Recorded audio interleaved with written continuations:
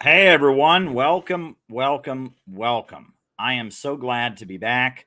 I had to end the last stream abruptly because I was tired. I had to just take some time and recover from some exhaustion and fatigue I was feeling, but I'm back at full speed and I'm so glad that you all are here with me tonight and we are going to have yet another great late night conversation. Happy Saturday to all of you. Happy anniversary of the Nicaraguan revolution. My peace and blessings and love to all of you. Let's have yet another great late night conversation. I have not forgotten the questions that came in from the other night when I had to end it early. I've got those to engage with. Thanks everybody for being here, and let's do it. Spoken of the American century. I say that the century on which we are entering can be and must be the century of the common man. A radical redistribution of economic power. I mean, we know that racism is just a byproduct of capitalism. Everything would be all right if everything was put back in the hands of the people. We need a government that will make sure Americans are taken care of and organize the economy to serve the people, not the profits of a wealthy few. We now have the techniques and the resources to get rid of poverty. We got to start getting out there with the people.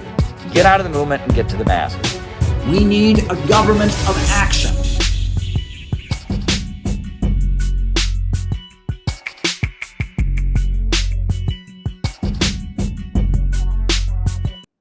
Welcome, everybody.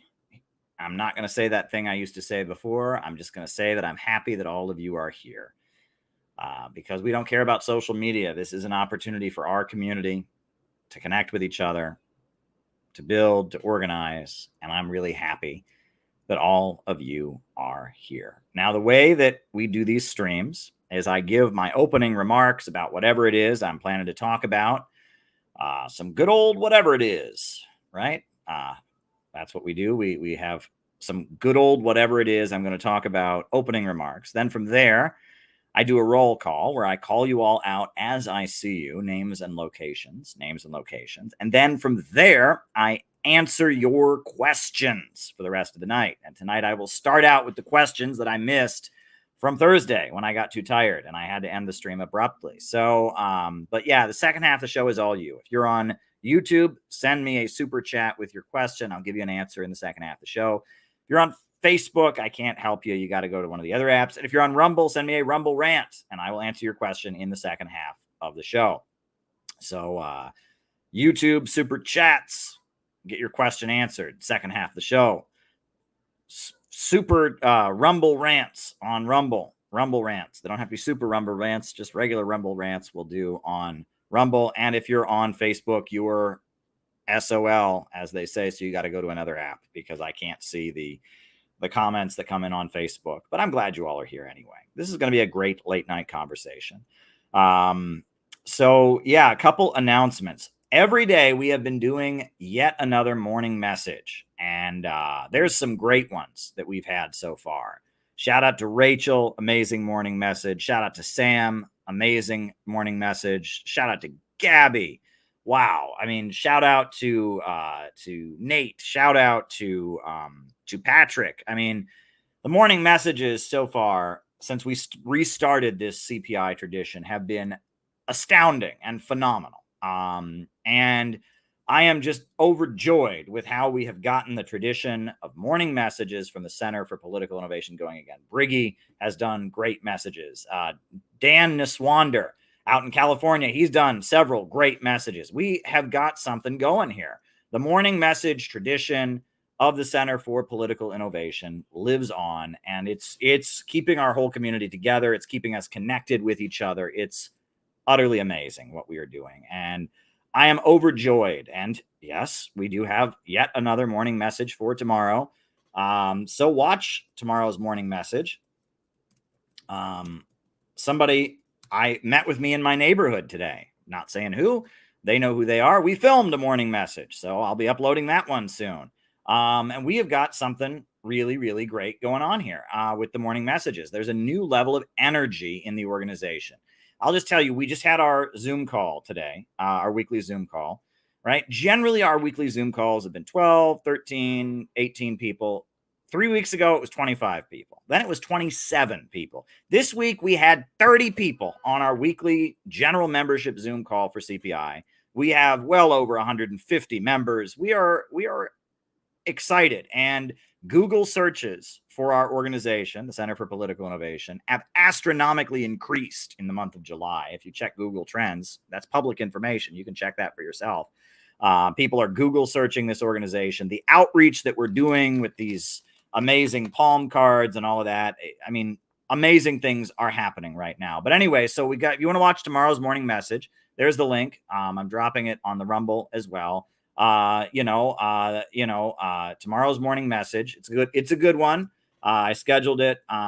It's a good one from a great member. And it's awesome. And great things are happening. Great things are indeed happening with this organization. And so I'm very excited. Now, one of the great developments that we have is if you would like to submit a morning message of your own, we just have this very, very easy link that Peter Coffin created for you to submit a morning message of your own if you want to contribute. So if you want to make a morning message to the Center for Political Innovation community, all you need to do is send it right there. The morning messages premiere at 6 a.m. every morning Eastern Standard Time, and they stay up. They premiere as regular videos. They premiere at 6 a.m. and they're up every morning, and they're great. And if you want to make one, go ahead and record it at this link. And tomorrow's morning message will premiere at 6 a.m. just like every morning. It's really a great thing we got going on. So if you would like to submit a morning message, please do so at the link that I'm just dropping here. It's very easy. You can submit one. Tune in every morning for the morning messages. It's really, really amazing. It is really, really tremendous. So that's my first announcement. The second announcement that I want to make, this is a really important effort that our community has gotten behind, which is a campaign to end all sanctions on countries that are related to healthcare. So if you can take a moment, if you haven't signed the petition yet, go ahead and sign our petition to end all sanctions related to healthcare, right? We think that everyone should have all the healthcare that they need, that no country should be blocked from getting medical equipment or healthcare. So sign that petition. That's an important effort that we're supporting as well. Get involved, because the Center for Political Innovation is marching forward. Membership is rising. Outreach is rising. We are having our national convention next year, and we are going to have builder events for the national convention. We're already thinking ahead. I have got 1,000 of these beautiful pamphlets. Do you believe in growth? I've got 1,000 of those that need to be distributed at the Democratic National Convention in Chicago and other events and stuff. I'm trying to figure out how to get myself and the pamphlets to Chicago because they need to be distributed there. So, but they're in the storage locker, and we got 1,000 of these great pamphlets. Do you believe in growth? And they're ready to roll. If you're curious about what the text of the Do You Believe in Growth pamphlet looks like, I can link you that. That's also on the CPI page. I think it's a great explanation of our beliefs and what we stand for. Do you believe in growth? Do you believe in growth is the name of the pamphlet. And we've got 1,000 of them to get out to explain our beliefs, etc. Check that out. Always appreciated to check that out. Do you believe in growth? I'll drop the link on the Rumble as well. A lot going on. It's good when I have a lot of announcements to make, because that shows that our community is marching forward. Do you believe in growth? So if you want to help offset the cost of the pamphlet, you can always send me a donation on Cash App to help me offset the cost of printing them. I do appreciate the contributions we've received so far. Just Cash App me if you'd like to offset the cost of printing those pamphlets. And now those are all the announcements that I'm planning to make, right? Morning messages, boom, right? Healthcare petition, boom. Do you believe in growth pamphlets? Boom. It's happening, folks. We are excited. We are marching forward as a community. So thank you for being here. Thank you for being part of this. Thank you for engaging. And Yeah. So now, just a quick reminder for those of you who may not be familiar, the way we do things here. First, I give my opening remarks. Then we do the roll call. And then I answer people's super chat questions for the rest of the night. So if there is something you would like me to talk about in the second half of the program, by all means, send a super chat on YouTube or send a Rumble rant on the Rumble. And that's the way we do things. So now I'm going to jump into my opening remarks for tonight. Thank you, everybody. So as you all know, rumors are abounding that Joe Biden is dropping out of the presidential race, which it's like, why has that not already happened? We've known the man was senile for 4 years, and he epically tanked in his debate with Donald Trump. So why is he not already out? Why not? Now, at first, Obama and all kinds of people were saying, no, he's staying in. He's important. Now we're starting to hear some noise that Biden may be preparing to drop out. And that then raises the question of who the Democratic Party will nominate. Now, there's been a huge amount of noise in mainstream media that will be the vice president, Kamala Harris. But that is not the way the Democratic Party works. They can nominate anybody at their convention. Their delegates and superdelegates can make that decision. Now, if Joe Biden were to step down from being president, Kamala Harris would become president. She's the vice president. But that's not how the Democratic Party on paper works. They can pick anybody. And I don't know what is going to happen. In my book that I wrote on Kamala Harris back in 2020, where I basically exposed how dangerous she is and who she works for, I talked about how last minute her being named as the VP was, and how they did pretty much everything they could possibly do to not have her be the vice presidential candidate. How, and it's very clear that Biden's arm was twisted. And I talked about this in my Kamala Harris book about, and how the Democratic National Convention was about to happen. And that, 6 hours beforehand of the Democratic National Convention, they published a schedule that had Kamala Harris speaking separately from when the vice presidential nominee would speak, hinting she was not the nominee. Kamala Harris unfollowed Joe Biden on Twitter, and everyone gasped, like, what's going on here? And then they announced she was the nominee. And it was very weird. And Joe Biden had announced, you are correct, James Turner, that it would be a woman of color. He announced that. However, the name Karen Bass was being floated, right? Karen Bass, the congresswoman from Los Angeles. And then somehow it got leaked to the media that Karen Bass had been a communist when she was in her 20s, and that she had gone to Cuba with the Venceremos brigades. Who would keep records on that kind of thing? Who would know such a thing? And who would then provide that to the New York Times? That was leaked. So it couldn't be Karen Bass. She's a commie, which, if you look at her now, she's not that, but she's a little too friendly to the Church of Scientology, which is a canceled group, right? Karen Bass, was not allowed to be the nominee because she had been a communist when she was young. And also Karen Bass is very friendly with the Church of Scientology, which is not trusted by the deep state at this point. And there was some talk it might be Susan Rice. And it looks like Biden was ready to run with somebody else. But then at the last minute, Biden backed away and nominated Kamala Harris. Kamala Harris said she believes Tara Reade. Kamala Harris says she believes all the women who have accused Joe Biden of sexual harassment. And she has never retracted that statement. Very interesting. Very, very, very interesting. So I don't know what is going on necessarily.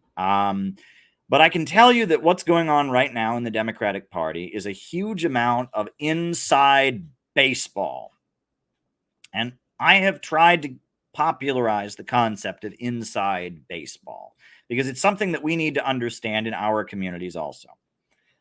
True story, my grandfather from Missouri, on my father's side, my grandfather from Missouri was a very tall man. He sold bottled oxygen for a living. He had fought in the Second World War. He was first in the U.S. Marine Corps and then transferred to the U.S. Navy. And my grandfather from Missouri was a huge, huge baseball fan. He had been into baseball since before television was invented. Before television was invented, she was a huge baseball fan. He was a huge baseball fan. And yeah, talk about inside baseball. Anyway, and he loved baseball. Absolutely loved baseball. And my grandfather loved baseball in a way that is not the way most Americans love baseball. They say baseball is the all-American pastime. You go to the stadium, you eat a hot dog, you do the seventh inning stretch, you applaud, you root for your team, you go home. But my grandfather was not into baseball in that way. He was into baseball far more, and he knew about obscure rules in baseball. He knew about different types of pitchers in baseball. He knew about the lineup of who you went to bat. He was a really intense baseball fan. And if you put my grandfather in the room with another very, very intense baseball fan, they would start talking about baseball.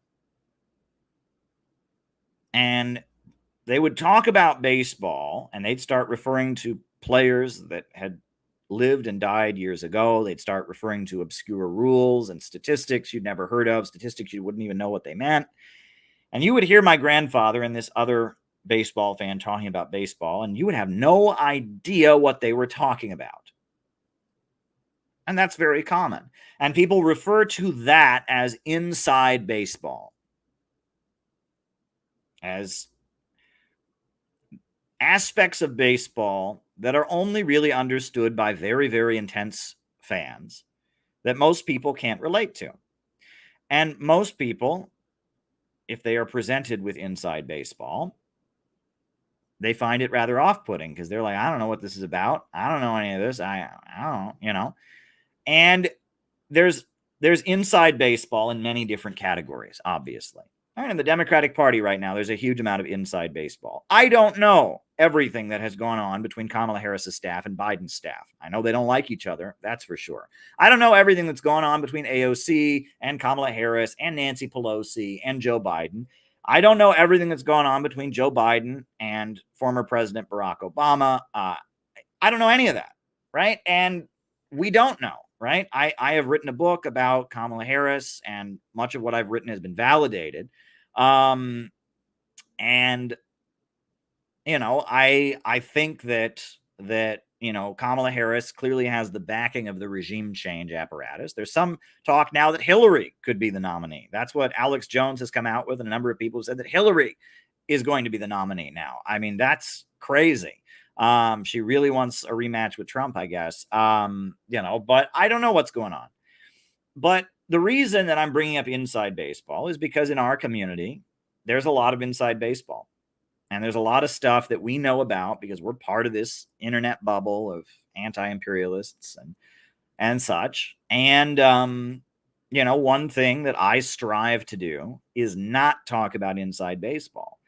Out of the movement to the masses means not only does it mean, not talking the way the general left does, it also means not focusing on inside baseball, but rather winning over the masses of people. We want to recruit people to join our movement who would never go looking for this, who have no idea who all these various names in our circles are.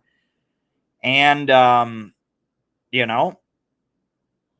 you go. There we go. So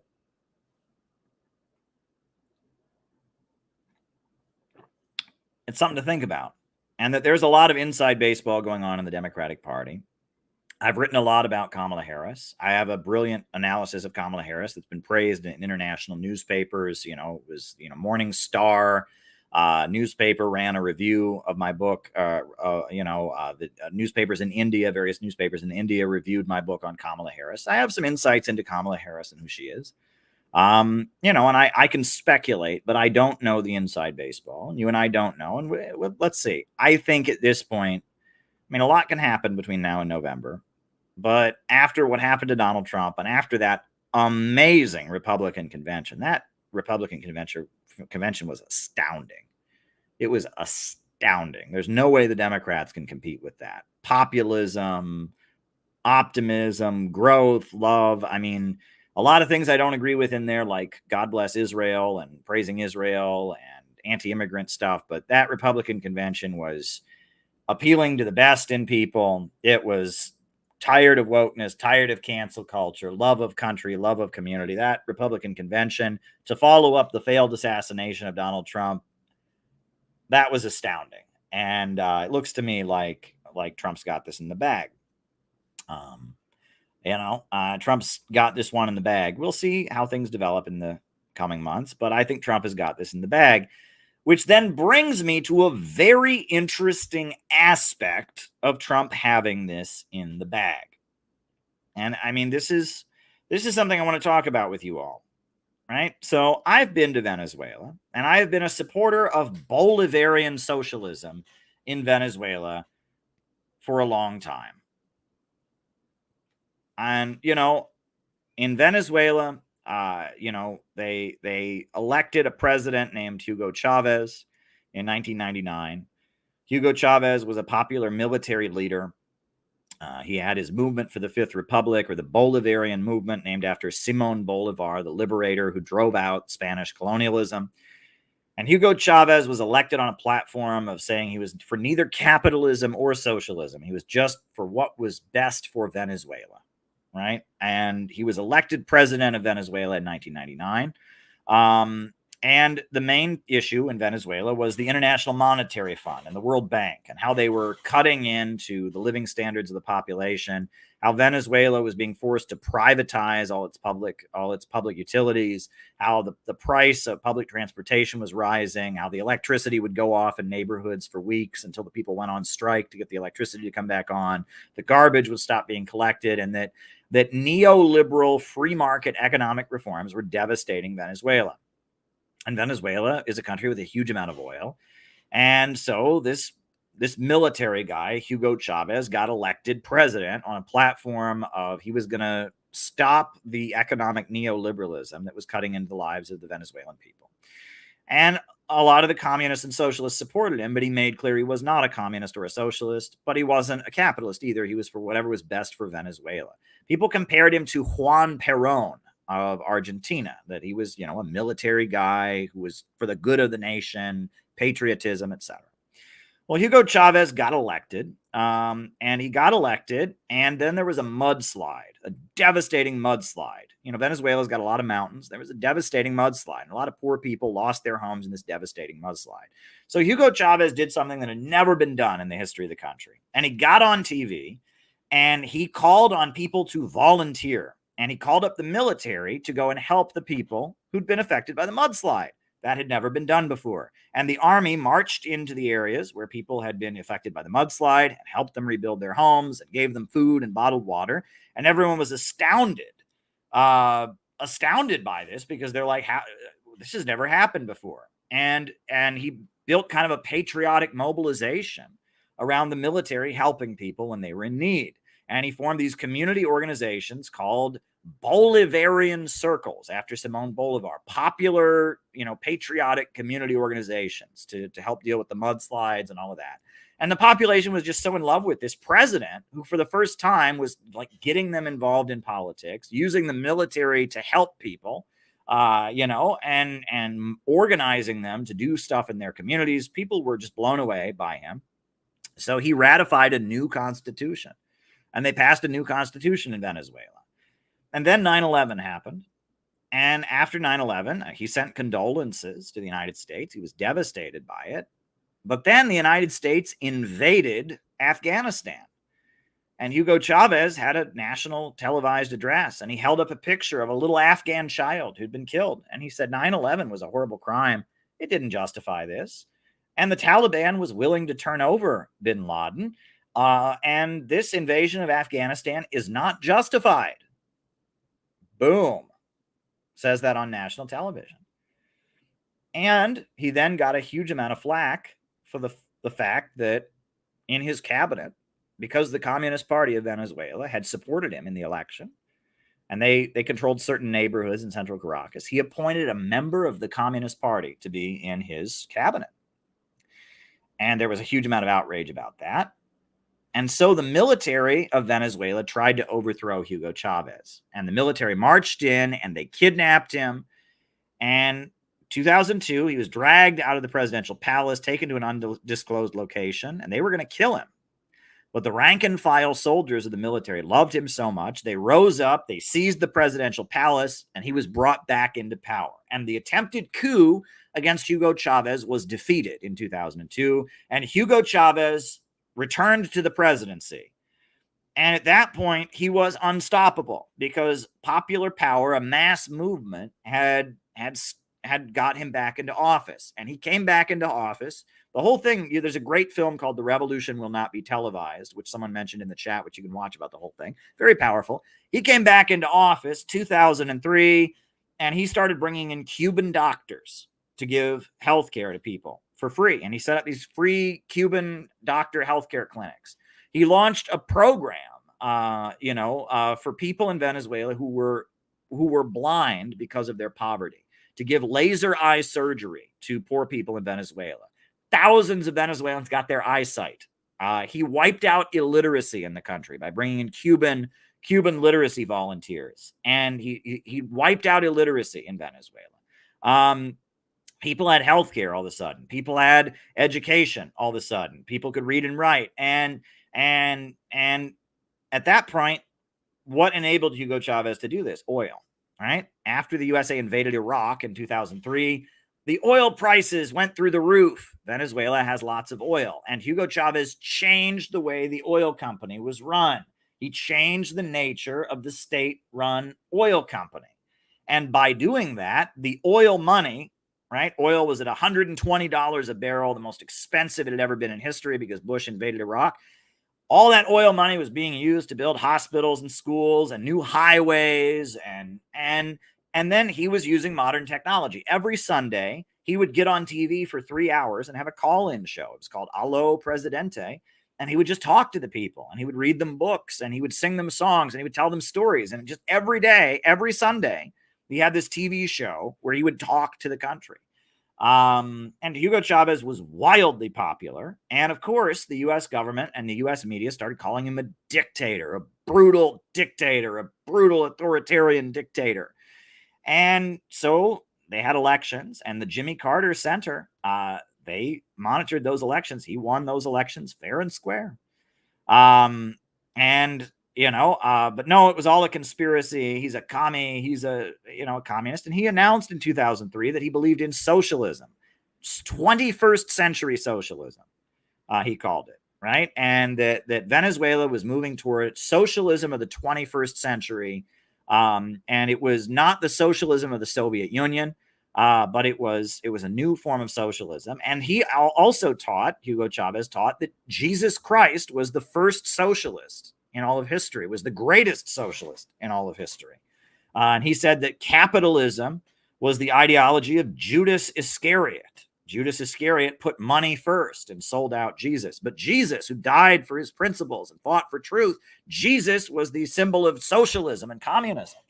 And he gave these very fiery speeches talking about why he is a Roman Catholic. As a Christian, he believed in socialism. And he was all over the place politically. Sometimes he quoted Trotsky. He was into Trotsky. He said he'd been a Maoist since he was 15. He said Fidel Castro was his hero. He strived to be just like Fidel Castro. But other times he said that Fidel Castro was a communist and that he was a social democrat. He was a democratic socialist. So he was all over the place. Hugo Chavez was all over the place. But Hugo Chavez did a lot. He wiped out illiteracy in the country. He built huge numbers of universities. He paved new roads. He electrified the entire country. He brought in China to build new power plants. I mean, he did so much. And living standards rose, and Hugo Chavez became wildly popular. At the time of Hugo Chavez's death, he basically said they needed to have a new government in Venezuela. And so he changed the military. And the military of Venezuela, still to this day, is trained in Cuba. They go to Cuba for their military training. And learning socialism and anti-imperialism is part of the official military training. You know, if you go to boot camp for the Venezuelan military, you go to Havana, you go to Cuba, and you get communist Marxist ideology as part of your boot camp military training. And the Venezuelan military, part of their training, the oaths that they all take, it's a communist military. In addition to that, he started setting up what he called communes or colectivos, which are like worker cooperatives, little cities that he created, where the factories are all collectively run and they preach communist ideologies, the colectivos, the communes, etc.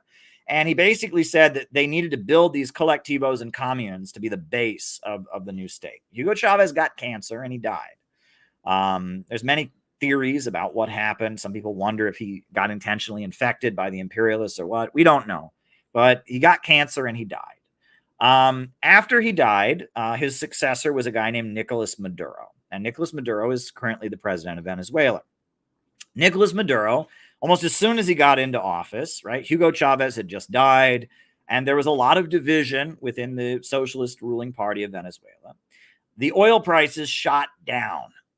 The oil prices dramatically dropped, right? They were at like less than $30 a barrel. You could get a family meal at Kentucky Fried Chicken that would cost more than a barrel of oil cost. Barack Obama teamed up with the Kingdom of Saudi Arabia to hurt Russia, to hurt Iran, to hurt Venezuela. They dropped the oil prices. And in 2014, the oil prices dramatically dropped. I visited Venezuela in 2015 while this was happening, and it was not good.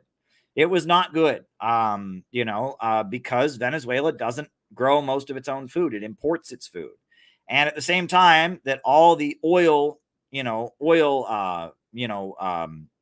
money and revenue decreased, the USA hit Venezuela with crazy sanctions. All kinds of Venezuelan assets in banks were frozen. Like billions of dollars of Venezuelan government money was frozen in British banks and American banks. And any company that traded with Venezuela was like blocked from any financial transactions with the United States. It was absolutely outrageous what was going on. And so Venezuela couldn't import food. And they created a food crisis in Venezuela.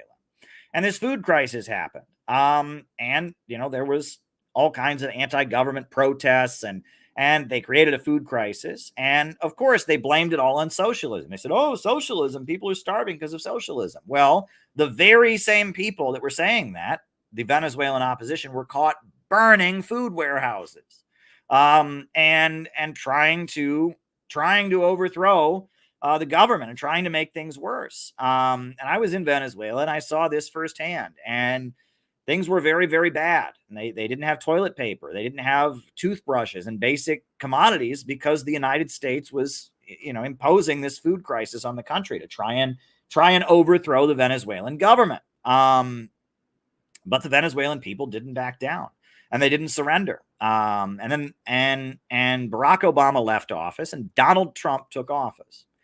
And Donald Trump was president of the United States. And, Donald Trump, one of his constituencies, he's a Republican, and the Miami Cubans, and, a lot of anti-communists from South and Central America live in Miami, and they hate communism and they hate Cuba and they hate Venezuela. Donald Trump went down to Miami and, did a whole show with some guy who played the fiddle, and they did a whole thing, and Marco Rubio and all of this. And 2017, 2018, things in Venezuela were looking pretty bad. And we all know what happened. 2018, there was an attempted coup in Venezuela. A member of the military tried to overthrow the government and failed. And then after that, in Colombia, all of the anti-communists, Marco Rubio and all kinds of Miami Cubans, they set up on the Colombian border with Venezuela. They had a truck full of food that was going to go over the border, and they lit their own truck on fire. The truck was going to go over the border, and they lit it on fire. And they were caught on videotape lighting their own truck on fire. And they blamed it on Venezuela. They had a truck of food that was going over the border. It got lit on fire, and they said, oh, Maduro burned the food truck. He's starving his own people. He burned a truck full of food that was supposed to go to his people. Well, luckily, Max Blumenthal was there, and he filmed that it was actually the anti-communists who burned their own food truck, and it's on film. And the New York Times admitted that, and they got caught burning their own food truck. And after that, Donald Trump said he was tired of Venezuela. He just didn't want to talk about it anymore. He was just like, you know what? I'm done with this. And then all of a sudden, of course, the U.S. government hates Venezuela. The U.S. government recognized this guy, Juan Guaido, and said that he was the president of Venezuela and not Maduro. But, the president of the United States, Donald Trump, just said, you know what? I'm kind of sick of hearing about Venezuela. And U.S. media stopped talking about Venezuela. And Elliot Abrams and Mike Pompeo and John Bolton, they just kind of, and all the stuff with Venezuela just kind of backed down. The USA couldn't overthrow the Venezuelan government. They had tried to light their food truck on fire and use that as an excuse to invade or something, but that wasn't going to work. And the Venezuelan government remains in power. And there you go. Now, one interesting thing that happened is, Maduro was giving a speech, and while he was giving a speech, a drone flew into the auditorium, the plaza where he was giving the speech. They shot the drone down. And after they shot the drone down, the U.S. media said, oh, there was no drone. It was a gas explosion, which was a lie. And they tried to say that's not what happened, but there was an attempted assassination of Nicolas Maduro with a drone. And it failed. And then U.S. media poo-pooed it. They even ran articles saying, oh, Maduro must have staged that against himself to have his popularity. So this is all very interesting. Donald Trump was no friend to Venezuela when he was president, right? The whole food truck thing that happened on Trump's watch. Trump was president. He pandered really hard to the Miami Cubans. But then something happened. And this is very interesting. So you all know that Donald Trump, he was giving a speech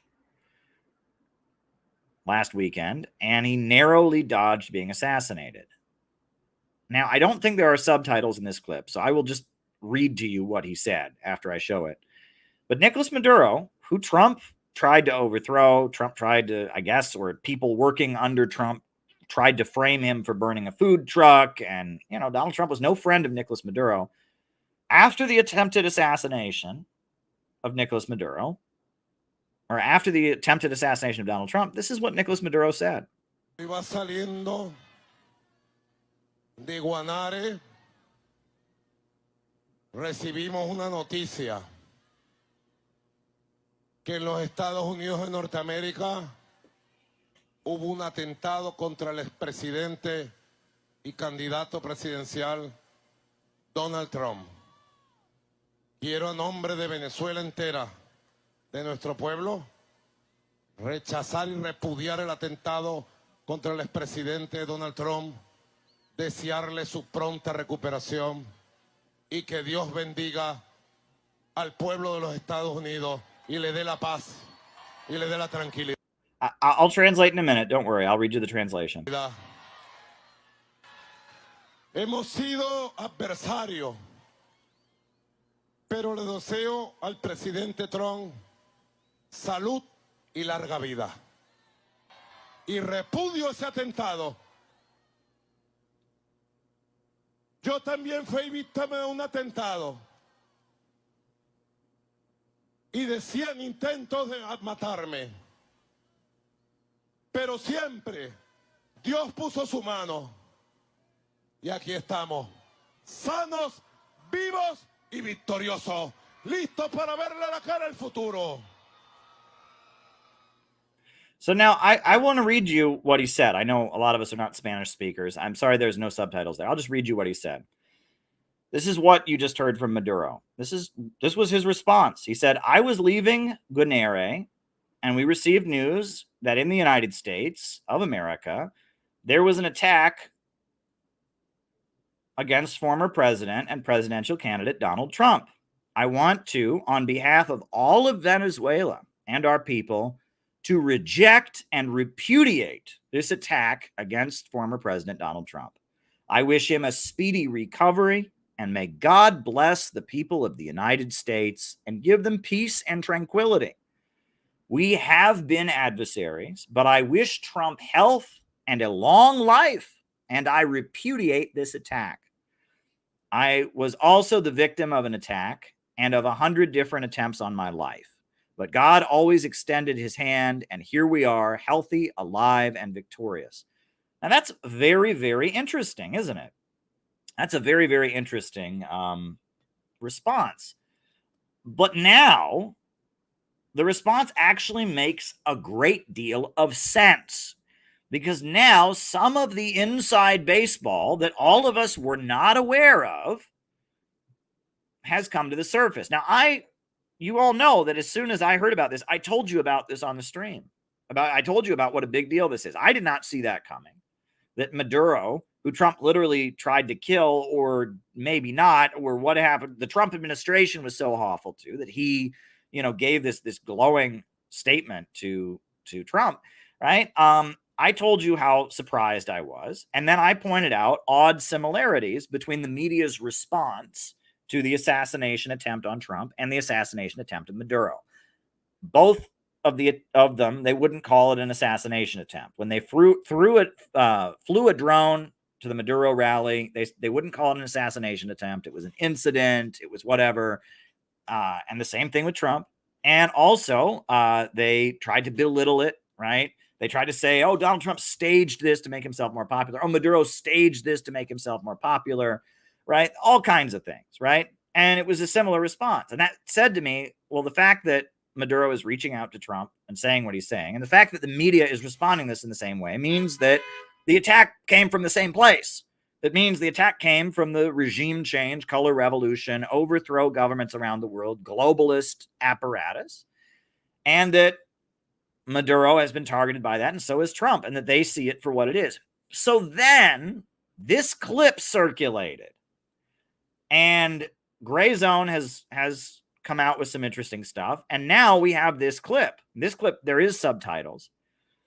But I got to tell you, folks, my instincts were correct. I did not know how right I was. We did not know how right we were as a community.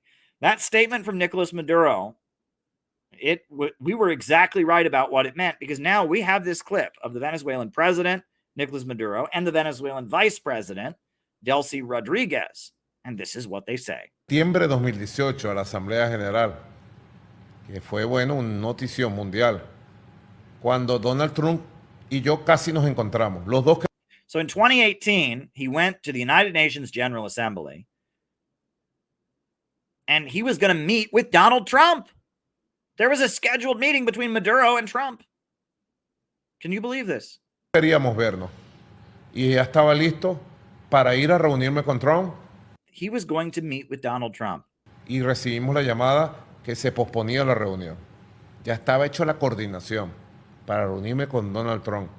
Y si nos reunimos, Trump y yo nos hubiéramos entendido. Hasta amigos hubiéramos hecho. Hubiéramos sido amigos. Es una convicción que tengo aquí. No se lo digan a nadie. Que no salga de aquí. Yo creo igual que usted. Sí, pero lo que pasa es que John Bolton, el canciller de allá, el secretario de Estado, hicieron todo lo posible para evitarlo. Hubiéramos evitado muchas cosas, porque a Donald Trump lo entramparon y le dijeron: Guaidó es un gran líder y tumba a Maduro. Guaidó, bueno, lo apoya el 145% de Naciones Unidas, el 230% del pueblo venezolano. Guaidó es Guaidó y punto. Y lo hicieron fracasar con Venezuela, Donald Trump. Lo llevaron a un fracaso. Falsos consejeros. You hear that? Donald Trump was told that Juan Guaido was going to overthrow Maduro, that Juan Guaido, this doofus that the U.S. government picked and named the president of Venezuela, they were convinced that he was going to be able to, and they lied to Donald Trump, and they said he was really popular in Venezuela. Not true. They said he was going to be recognized by the whole world. Didn't happen. And Donald Trump was angry that he was made a fool of.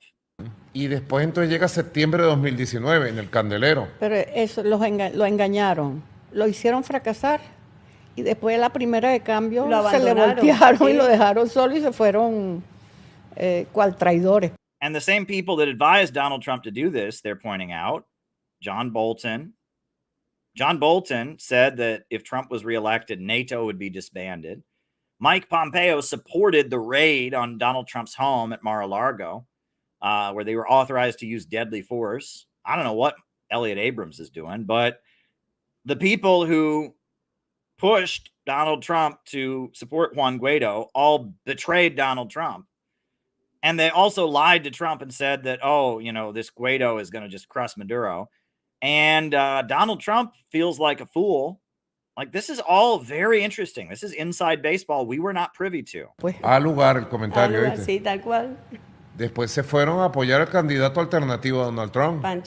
Yeah.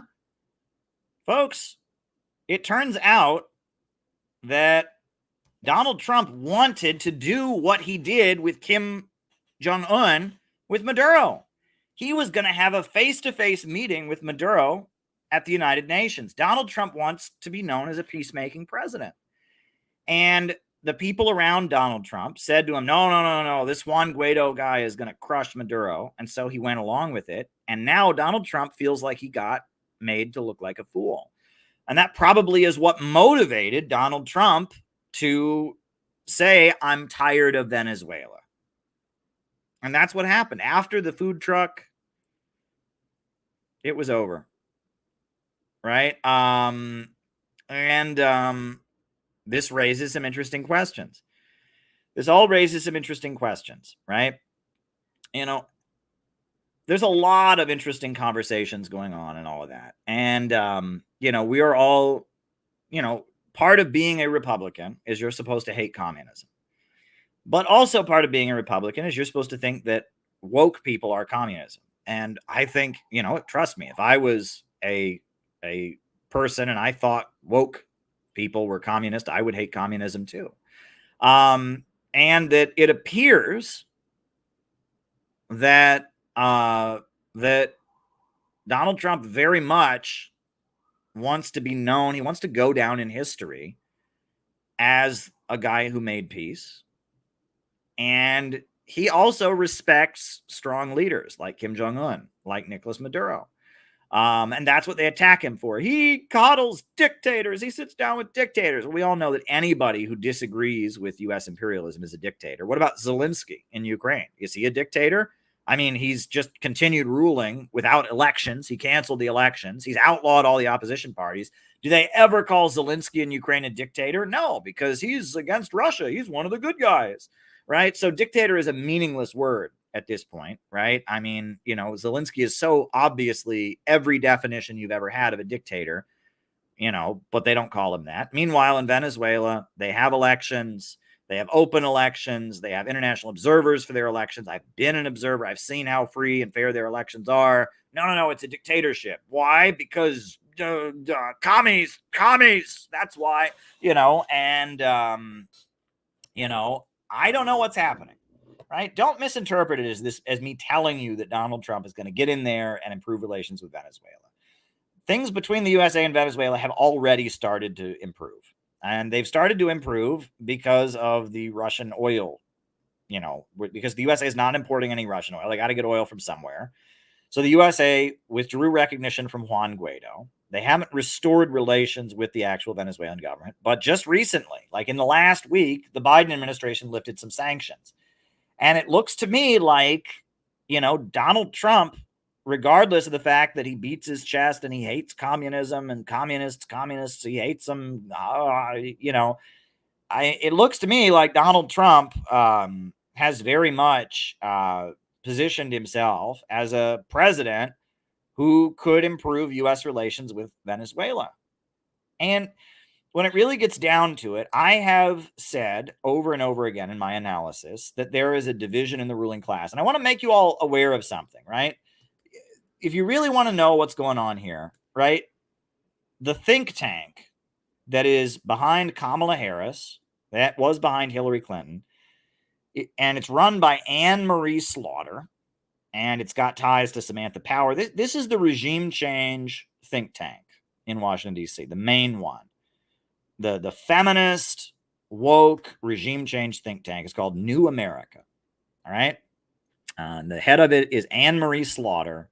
She's the CEO. It's got a $39 million budget a year. And it's this think tank that pays people to write, plans to destabilize the world and overthrow governments. And Anne Marie Slaughter, whose work I'm very familiar with, they're the ones that wanted Kamala Harris. They're the ones that backed Hillary Clinton. Anne Marie Slaughter was basically the brains of Hillary Clinton's State Department during the Arab Spring. And these people are the regime change, color revolution, destabilize the world apparatus. Now, who funds them? All right. The top donors in 2021 were the Bill and Melinda Gates Foundation, Bloomberg Philanthropies, the Ford Foundation, the Rockefeller Foundation, and the U.S. State Department. Right? So our own tax money is being funneled into it. Right? That's who pays for the New America, the foundation. Right? And it's New America that has, they are the ones that have been pushing Hillary Clinton. They are the ones that pushed Kamala Harris. They are the regime change think tank. In 2016, after Trump won the elections, they wrote an article. Anne Marie Slaughter, who's their leader. I'll put an image of Anne Marie Slaughter. You should know who Anne Marie Slaughter is. Anne Marie Slaughter basically wrote a manifesto for Foreign Affairs magazine. This is the intellectual who runs New America Foundation. Very, very scary person. And I don't know her personally. I'm sure she's a really nice person, but what she writes is utterly terrifying. But you should read what she writes because she's very honest about what she writes. But, for Foreign Affairs magazine, Anne Marie Slaughter, right? I hate to disrespect another Irish person, another redheaded Irish person. We redheaded Irish people are great people, but not all of us, I guess. Anne Marie Slaughter, she wrote an article for Foreign Affairs magazine about populism, right? And it was in this issue of Foreign Affairs magazine, and I'll put it on the screen. All right. She wrote an article that just basically laid out her worldview very, very blatantly. You go and read The Power of Populism, Foreign Affairs magazine. She basically said that the fight in the world today is between the open international system that believes in free trade, free markets, and freedom of information. Not for Julian Assange, of course, but free trade, free markets, and freedom of information, and populism.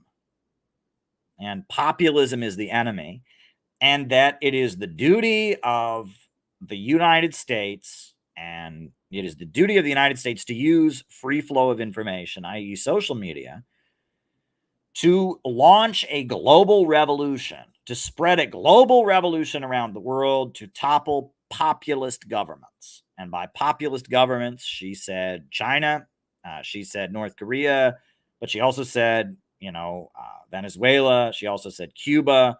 And she equates populist governments with Nazism and with Hitler, and that she wants to use social media and the free flow of information to destabilize these countries and spread the open international system. She's a Trotskyite. She's a neocon Trotskyite, right? And she's a little bit more true to her Trotskyite roots because she doesn't sound like a conservative. She does it in the name of LGBT rights. She does it in the name of feminism.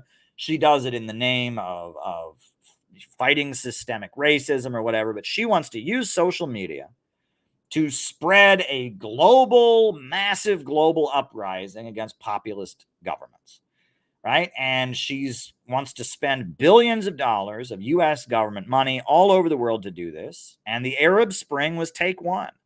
right? The Arab Spring was, there was an economic crisis and there was a lot of unemployment in Egypt and Tunisia and other places. And they used social media to manipulate that into a wave of instability that resulted in the overthrow of socialism in Libya. It resulted in a prolonged, bloody civil war in which lots of innocent people died. 500,000 people at least died in Syria.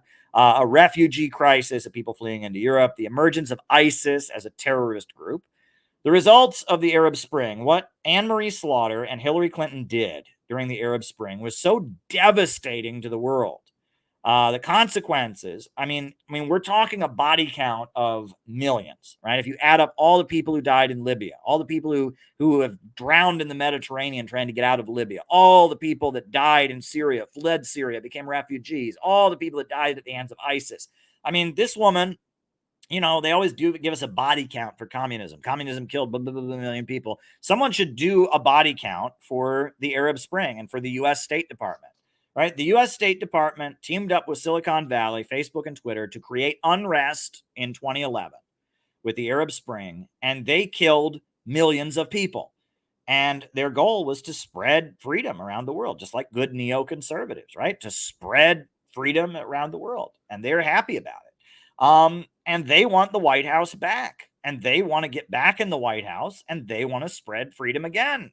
And they want to create more instability. Right. And it wasn't enough. Hillary Clinton, the first thing she did as Secretary of State in 2009, almost immediately after she took office, she overthrew the government of Honduras and the military toppled the elected president, Manuel Zelaya. And there's many examples of this. And Kamala Harris is someone that they have selected. The New America Foundation. New America it likes Kamala Harris. It likes Hillary Clinton. It likes Samantha Power. And those folks, a big chunk of the American government. And, if you look at who is funding the New America, whatever you want to call it, New America, you want to look at who's funding New America.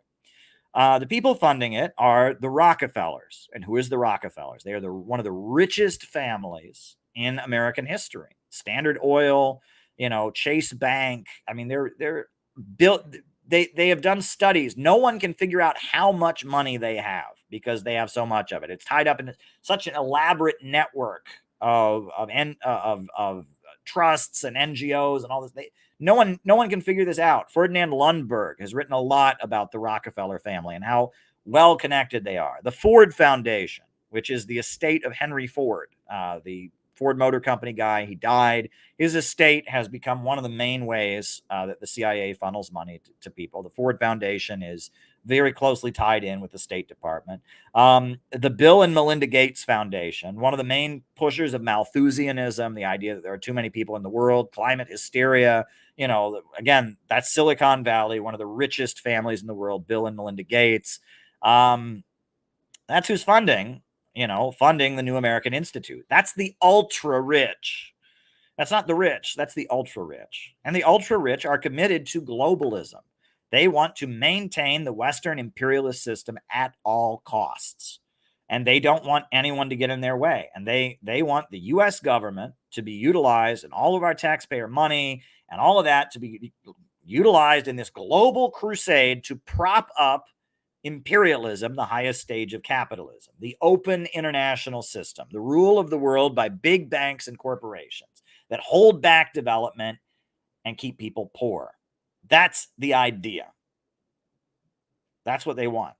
They are the imperialists. They are the ultra monopolies. The majority of the rich people in America just want to make money. They don't care. They just want to make money. They're not concerned about it. They just want to make money. And that's the fight. And Donald Trump represents the majority of the rich people in the world, in the United States, who just want to make money. And they're not deeply concerned about these issues. Now, a lot of them are Zionists and big supporters of Israel, and they're Netanyahu Zionists. They are Jewish and they are loyal to Israel, and they think that Israel should work in its own interest blatantly and not be a team player for Western capitalism. So they're with Netanyahu. A lot of these folks think that communism is the greatest enemy. Because they equate communism with government regulations. And they think that the ultra-rich are communists. I've talked about this many times, right? The John Birch Society, right? The John Birch Society. It's a far-right organization in the United States. This is their manifesto. It's called the Blue Book. And in this book, they talk about, they think the Rockefellers are communists. They think that, the Ford Foundation are communists. They're not. But they funded liberal activism, and they represented the ultra-rich that wanted a more regulated economy. And this is the American hard right, the American ultra-right. This is what they've always believed. They believe that the richest of the rich are communists.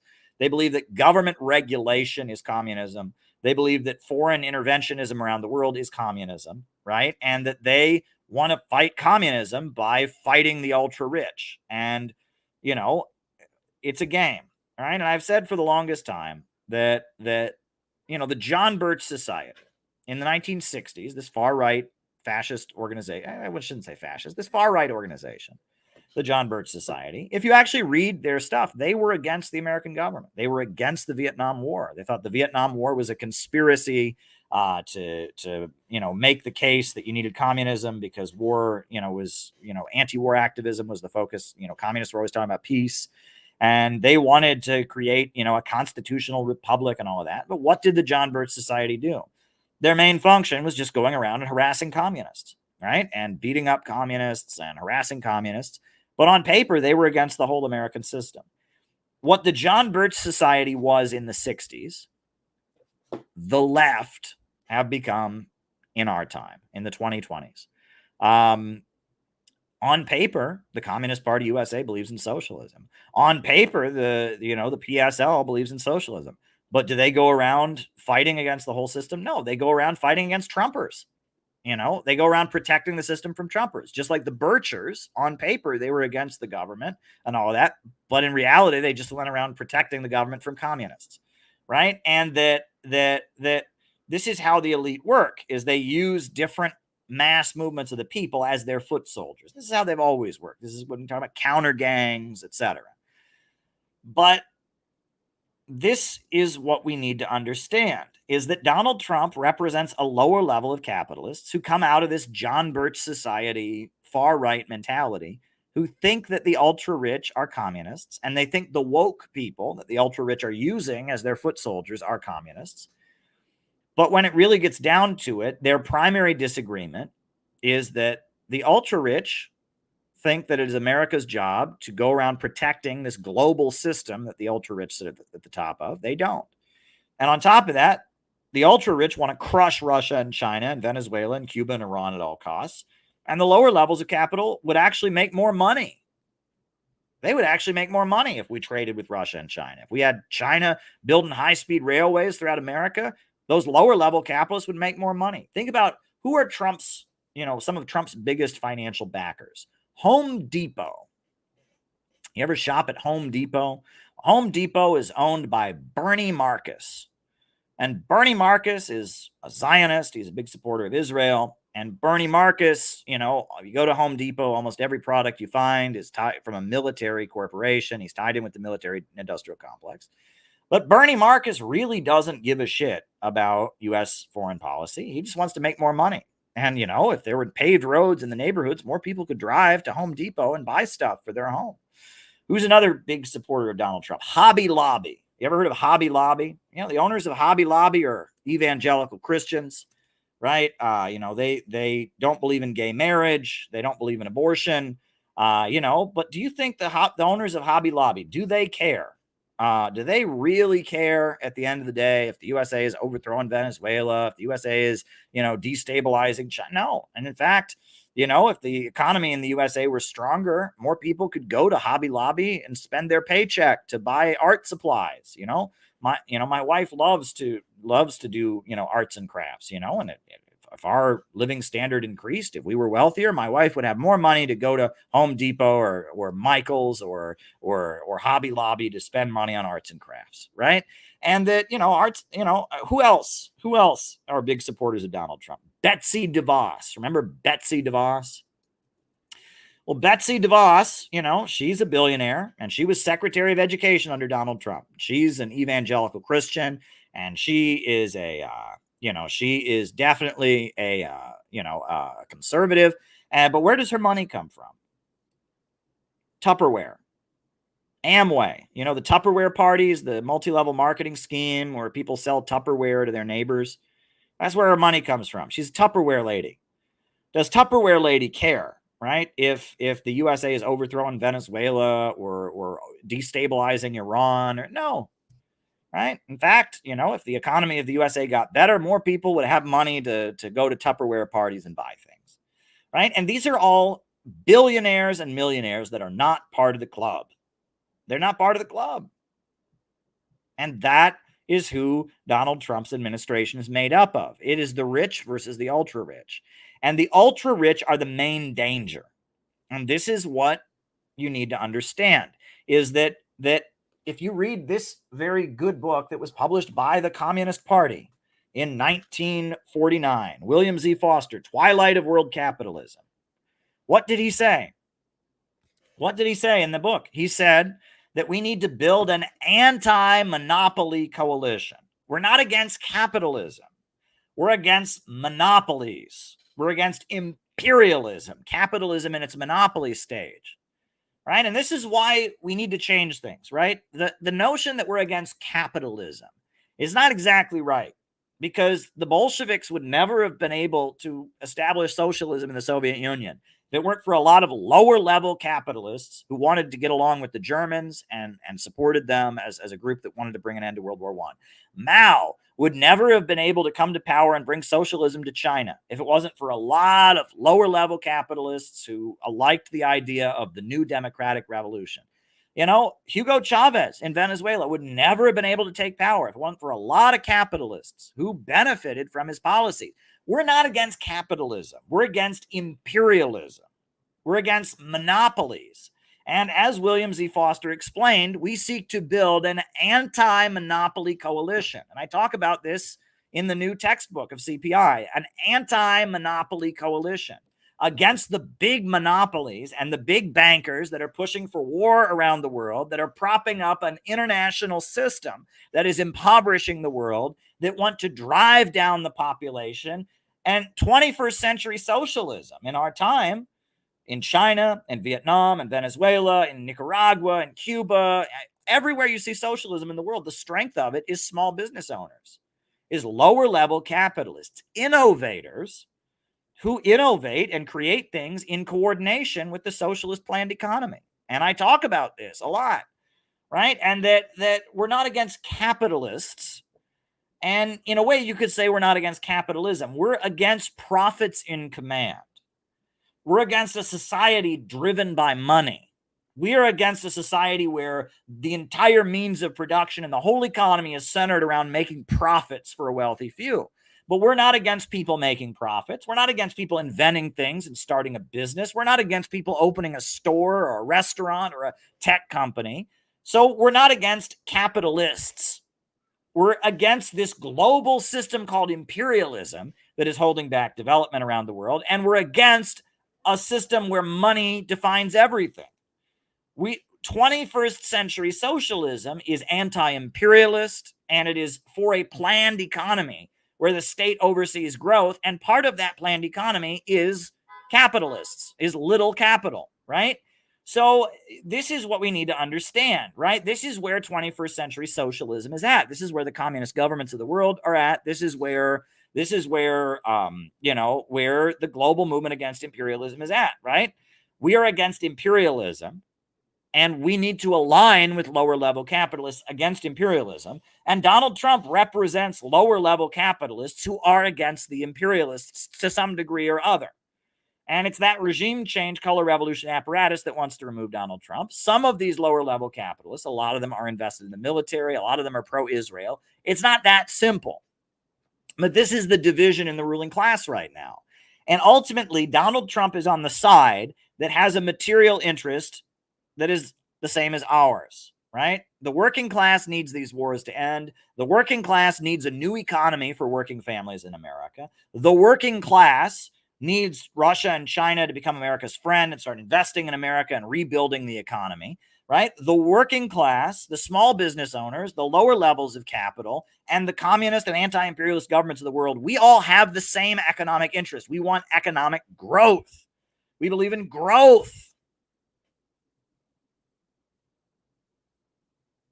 Whereas the ultra monopolies, the people funding New America, Bill Gates, the Rockefellers, the Ford Foundation, they believe in degrowth. They want to drive down the population. They want pessimism and hopelessness. They want to reduce consumption because they want to stay at the top of the pyramid. And that is the divide. And we are on the side of growth and optimism. We're on the side of the working class. We're on the side of the small business owners. We're on the side of the anti-imperialist governments around the world. And Kamala Harris and Joe Biden and the globalist element they are on the other side.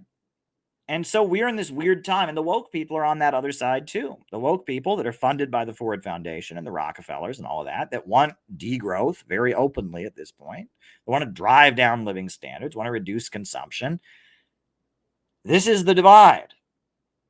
And we need to build a mass movement in this country that loves this country enough to believe in growth, that loves this country enough to want this country to have peace with countries around the world, that loves this country enough to want it to be rebuilt and to have an economy that promotes growth and innovation, right? So this is what it really means to be a socialist or a communist in our time. I've been telling people, you got to understand it this way. The woke people, they took all the bad things about communism and they left the good. They took the guillotine. I've seen them. They have guillotine necklaces. Have you seen this? It is sickening. I went to a DSA meeting right before the pandemic in my neighborhood, the Democratic Socialists of America. They had a meeting. I went to it and there was a woman there, and around her neck, she had a guillotine. Sick. Right? I mean, if you believe in the death penalty, whatever, why in the world would you have a guillotine? One of the most ugly things. Well, she wants to kill those rich people. They've got more than her, and that's no fair, and she wants to kill them. That's sick. Sickening. Right? They took the guillotine. They took the lust for vengeance. They took the unleashing of rage, the unleashing of punishment, the cancel culture. They took resentment, jealousy. They took anger, they took destructiveness, distrust. They took all the negative side of communism, all the cultural revolution stuff, all the gulags, all the unleashing of rage, all the tear it down, all the adolescent libidinal Oedipal. They took all of that. That's what they took it to. But they forgot anti-imperialism because they're all pro-imperialist. They forgot socialist planned economy. They don't want that. They just want some worker co-op thing or whatever. They forgot all the good things about socialism.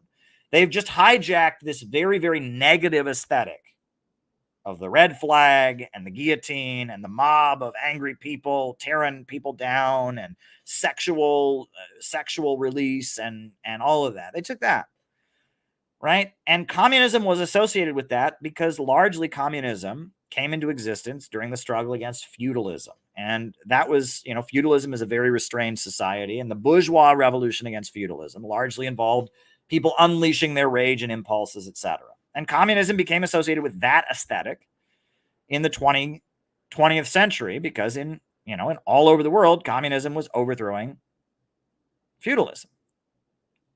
However, the woke people forgot all the good things about communism.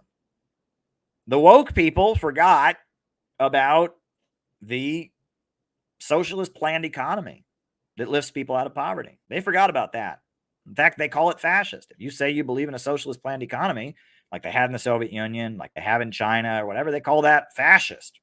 Well, it's not fascist. That's literally what Marx was calling for, right? They forgot that the goal is to create a world with so much wealth and abundance that there's no need for any coercion, and people can live as they want to live, from each according to their own ability to each according to their needs. They forgot that the goal is ultra wealth and ultra expansion. They forgot that. They want degrowth. They want less. Well, that's not what they forgot all the economics of socialism. Meanwhile, we have gotten beyond the bad things in Marxism, right? Many of us accept God and believe in God. Many of us are Christians like myself who follow Jesus Christ. We have decided we want to break with the rebellion and the tearing things down. We want to focus on reconciliation and forgiveness and holding communities together and learning to work together and care for each other and forgive and reconcile. That's what we want to focus on.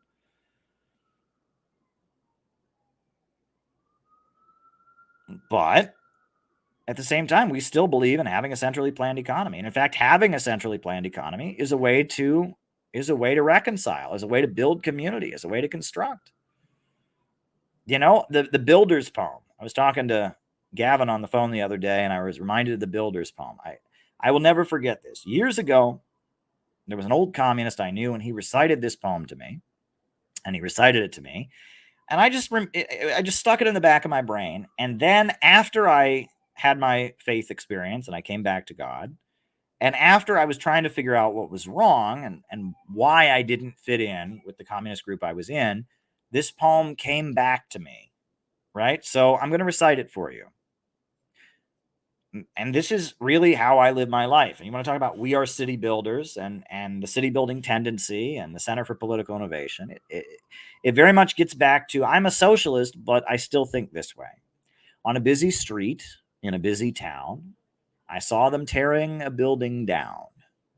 With a ho-heave-ho and a lusty yell, the men swung a beam and a sidewall fell. So I said to the foreman, are these men skilled, like those you would hire if you wanted to build? And the foreman just smiled and said, no, indeed. Unskilled labor is all that I need, for I can easily wreck in a week or two that which took builders years to do.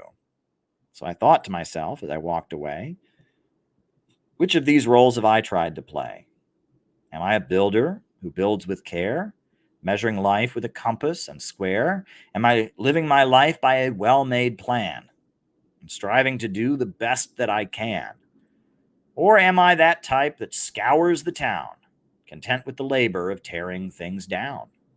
Right? And I've tried to live my life according to that poem. I want to be a builder, right? And one thing that I realized after I did a lot of reflection is what was different, what the difference between me and the boomer communists that I knew is that they became communists because they wanted to be bad, and I became a communist because I wanted to be good, right? I knew one boomer communist, right? And when she was a teenager, her heroes were Barry Goldwater and Dr. Martin Luther King Jr. And when she was in college, she got involved with the New York City Committee to support the Viet Cong because they walked around the streets of New York City waving the flag of the enemy. It was just so bad, you know? And when I knew her, she was very excited about lying to people. It gave her a thrill to lie, you know, about people and to deceive people. She always loved to break the rules. It was just like she loved to be naughty.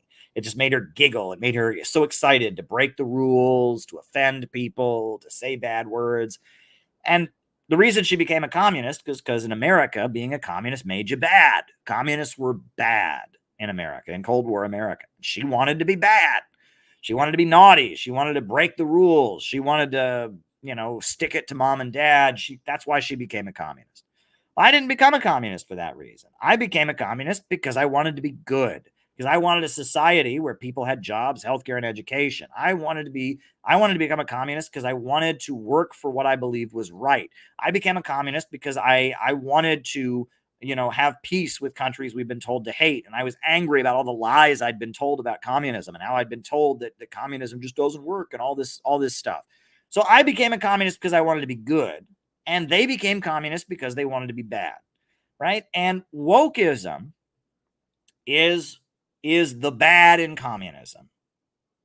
It is the bad in communism concentrated with all the good taken out. And what we are, and what China is, and what Venezuela is, and what the global anti-imperialist camp is communism with the good, right? In China, they said the Cultural Revolution was a huge mistake. They'll never do that again. But they have a centrally planned economy. And they said they will never do to Mao what Khrushchev did to Stalin. And they admire Mao as a leader, a founder of the country. And they're focused on building and construction with 5-year plans. Vietnam, they have a socialist-oriented market economy, right? In Nicaragua, that just celebrated the 45th anniversary of their revolution. Their slogan is Christianity, Socialism, and Solidarity. They're all about construction and building and you know, you look at Venezuela, Bolivarian socialism. I spent the opening telling you all about it, right?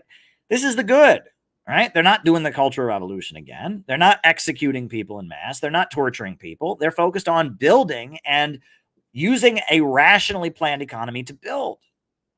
Well, that's what I believe in. And that's where the global communist movement is. And that's the opposite of what the woke people believe, right? And this is an ongoing conversation. We had a great discussion this afternoon on our CPI Zoom call about how do we handle this? We're communists, but we're not communists in the way the woke people are. We're communists in the way the Vietnamese are. We're communists in the way the Nicaraguans and the Cubans are. And what the woke people are doing is completely different. And we don't want to signal to people that we're woke because we're not, right? We are not woke. We are not the woke people. We don't want destruction. We don't want chaos. We don't want instability. We want growth.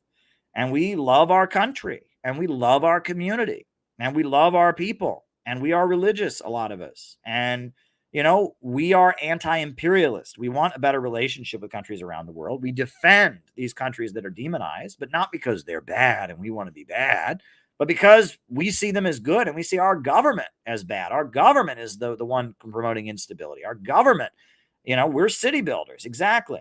And so how do we address that, right? How do we make, we don't want to cut ties with the global communist groups that we're connected to, and definitely don't want to cut ties with the communist governments. And if you go to any other part of the world, you look at our 4-point plan as the Center for Political Innovation, people go, that's a communist program. Public control of banking, public control of natural resources, a mass reconstruction program of the country, an economic bill of rights.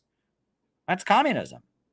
But the woke people look at it and they all hate it. None of them like our 4-point plan. It's, the Communist Party, they looked at our 4-point plan and they said that our 4-point plan, they didn't like it because they said it was, it didn't have enough about, systemic racism or what. It didn't say anything about LGBT.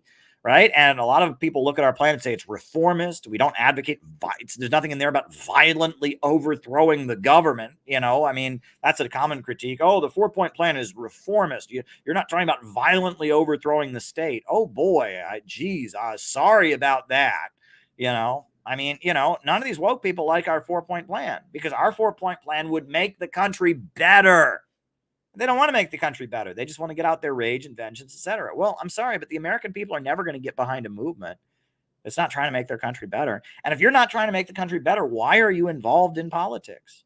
Right? Generally, people vote for people that they think will make the country better. Generally, people support candidates and political movements that will make the country better. So we're figuring out what to do about this. There are different angles and we're figuring it out, right? And this is part of the new turn. CPI is on fire right now with all the morning messages and with the growth booklets and with the Saturday meetings that are packed full of people. And we're about to publish a book by another CPI member. We're working on publishing another book pretty soon. And so many great things are happening. And I am very excited. And it's all going to lead up to our big convention next summer. That's going to have well over 400 people there, I'm sure. We're moving ahead right now and we're having great conversations about it. Right. As a result of that, things are changing and they're changing in a good way and we're marching in a good direction. So, I am very excited about CPI. And I am excited about the turn away from social media. I'm excited about our break with the MAGA communism crowd that's a dead end. I'm excited about the fact that we are going and doing what we were set out to do to begin with. I'm excited about so many great things that we have in the works for us. So I'm excited about that. Great. So on that note, folks, names and locations. I will call you all out as I see you. Names and locations. Who's with us tonight? Names and locations. Who's with us? Names and locations. Who is with us tonight? Bob in Troy, New York. Caleb in Ann Arbor.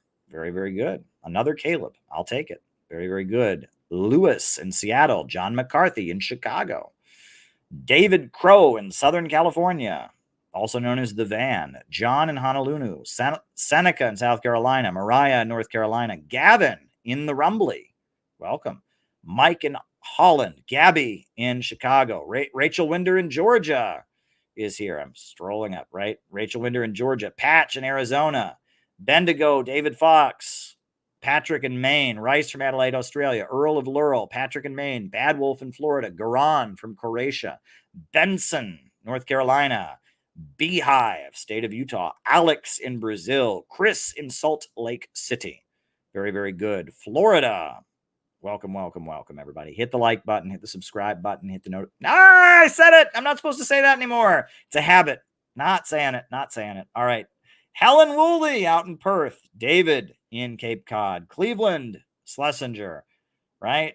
Utica, New York, Laura in New Jersey, Starcraft, fellow in New York, Denver, Colorado, Jamie in Boise, Idaho, Barry, LOL. All right.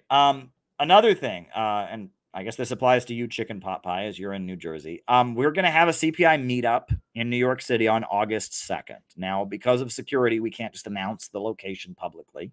But if you are a CPI member or are interested in joining CPI or want to come and, shake hands or whatever, it's on August 2nd, and it'll be in the evening in New York City in Manhattan at an undisclosed location. But if you want to come, please reach out to me. I have a list of CPI members. We have a lot of inactive CPI members who've never really gotten involved in activities. I'm going to be calling them on the phone. And, if you want to come, August 2nd, NYC CPI meetup.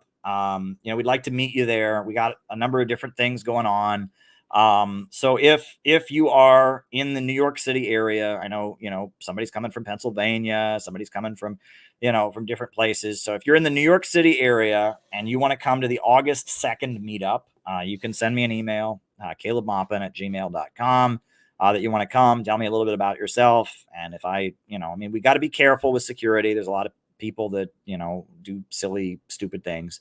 But if you'd like to come, get in touch with me. We'd certainly love to have as many people there as possible. It's not going to be huge. We're expecting probably 10 to 15 people to be there, but it might be bigger. That's fine. This place can host more people. And it's just kind of a social get together. There won't be any speeches or anything like that. It's just an opportunity to shake hands and get to see people and to orient people about what we're planning for the next couple of months, because we do have some very, very big plans coming up. Alex Rickle in Oregon. Shout out to Alex. Great icon you've got behind you, by the way. Icons are very, very important. That's a whole nother story. But anyway, so we do appreciate that. And, if you're in the New York City area and you want to come to the meetup, please do. It's going to be great. My book, the MAGA book, Where's America Going? Marxism, MAGA, and the Coming Revolution. It is still being published in Chinese, and I am continuing to get messages. The translation continues at this point. I am very, very excited for the Chinese language edition of this book to come out. And if Trump is reelected, it'll be very important to Chinese folks. So I'm very excited about that. That seems to be a very exciting development. So I'm very excited about that. So the last time I streamed, I got tired and I didn't answer a few of the, of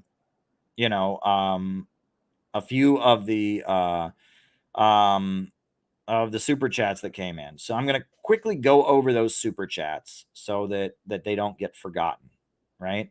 I'm going to do that first. So, all right. So the first was Terry Strange, and thank you. I appreciate it. She just put a super sticker. Can Donald Trump fix inflation? Says Jamie Turner. Yes, I think he can, by taking a number of measures. I think if Donald Trump were to, get control of the oil price, which is something he followed closely. I think if Donald Trump were to, do some things related to tariffs and trade, I think that he could do that per se. How does your shirt, the shirt I was wearing on the last stream was my shirt from the World Youth Festival. And it's John K's asked that about who is Berge? What was your shirt? It was my shirt from the World Youth Festival that I was wearing on that previous stream. And then thoughts on the God Emperor of Mankind. I don't know what that means. Average, illiberal, zealous theocracy. I really don't know who the God Emperor of Mankind is, so I can't comment on that. I think it's some kind of inside joke or something. So those are the super chats that came on the previous stream. I had to end. I apologize for not being able to answer them. I just wanted to get that out of the way so the people, didn't feel that their money had been wasted. So, all right. I heard a liberal mentioned the Bachelet report on an interview and represented it as evidence that Venezuela was executing people. Well, Bachelet, she was a leader of Chile, and she was like a liberal, right? She wasn't a full-on anti-imperialist. She was like a social democrat liberal. I don't know what the Bachelet report is, but they don't have the death penalty in Venezuela. And this is one thing I pointed out to many people. Like, Venezuela is supposed to be this brutal dictatorship. It doesn't even have the death penalty. Did you know that they don't have the death penalty in Venezuela? I feel like one of the things you have to have in order to be a brutal dictatorship is you have to have a death penalty. It's like one of the things that you need to have, right? It's one of the first things you need to have. Venezuela doesn't have that. They have open elections. And it shows you it doesn't matter. They're going to call it a brutal dictatorship as long as they're not in charge. They're going to call it that. There will never, I told this to Vosh when I debated Vosh, there will never be a socialism that the New York Times will approve of. And this is one thing that social democrats and other people have in their minds, that, if we just represent human rights enough, they won't call it a brutal dictatorship. No, it's always a brutal dictatorship when it's anti-imperialist. Right. And that there will never be a socialist government that they won't say is a brutal regime. It's murdering all kinds of innocent people, blah, blah, blah. It's never going to happen. There will never be a socialism that the New York Times will approve of. And, Venezuela is a blatant example. They bent over backwards to accommodate the opposition, and they still call it a brutal dictatorship. It doesn't really matter. So, Lewis, I didn't know that that's who Jill Stein picked as her running mate. I think Jill Stein is a great person. And that guy says a lot of things that I agree with. He's just not been very nice to me on a personal level. He's targeted me on a very personal level. And he has declared that that patriotic socialism is Nazism on many different occasions. I don't know who he's trying to impress, but the fact that he was picked as the running mate of Jill Stein is very interesting. And that probably means that, part of the left establishment, Jill Stein has always been part of the left establishment. Okay. Now she's, when it comes to Russia and stuff, she says good things, but she's always been part of the left establishment. So it probably means the attacks on me by this Unholy Rome character, again, we're getting into inside baseball here, were probably motivated by trying to show somebody in the left establishment that, look, I don't like Caleb, right? Rome was not picked. That was a joke. Oh, okay. That's interesting. All right. Well, there you go. So Rome, this was a joke. This was like a joke, Lewis. So Unholy Rome is not her running mate. Is that what's going on here? You guys are messing with me. What's going on here? So Jill Stein, right. 2024. Who is her running mate? Right. What's going on here? This is getting weird, right? This is getting weird. Okay. All right. So what's going on? 2024 presidential election. This is getting weird. What's going on here? Right. You guys are messing with me. So Unholy Rome was not the pick. It was a joke. Okay. Wasn't aware it was a joke. RBN posted about it. Okay. I don't know what's going on. All right. I just know that guy has not been very nice to me. So if he ends up getting that position, that would probably indicate that his not being nice to me was intended to please somebody, but I don't know. Right. That's, I'm partly to blame. I don't blame it on you, Cobra. I don't blame it on you. He went out of his way to say anyone who thinks Marx and Lincoln had anything to do with each other is retarded, is the words that he used. And I sent him loads of articles and evidence of that. And rather than going, I wasn't aware of that history, he then proceeded to say, well, they just wrote a letter, so it wasn't a big thing. And I said, no, they didn't just write a letter. Marx's only job that he ever had was he worked for the New York Tribune, the Republican Party newspaper of New York City. You know, Marx was a huge supporter of Abraham Lincoln, and Lincoln appointed, August Willich to the rank of brigadier general. He had a member of Karl Marx's Communist League, and there are very serious connections between Karl Marx and Abraham Lincoln. And I pointed that out. And his response was to call me retarded, and then from there to call me a Nazi and say that patriotic socialism is the same as National Socialism. There's no difference. And then as I continued to point out the truth, he then proceeded to attack me on a personal level and bring up all kinds of stuff. And also, he's made a number of films that are left adventurist films where he talks about violence, guns. He promotes, it looks like he's promoting left adventurism, right? He's talking about how black people have guns and they're going to revolt against the government and all this stuff. And I don't trust that guy, right? And I mean, the fact that he couldn't just say, oh, Caleb knows more about Lincoln than I do.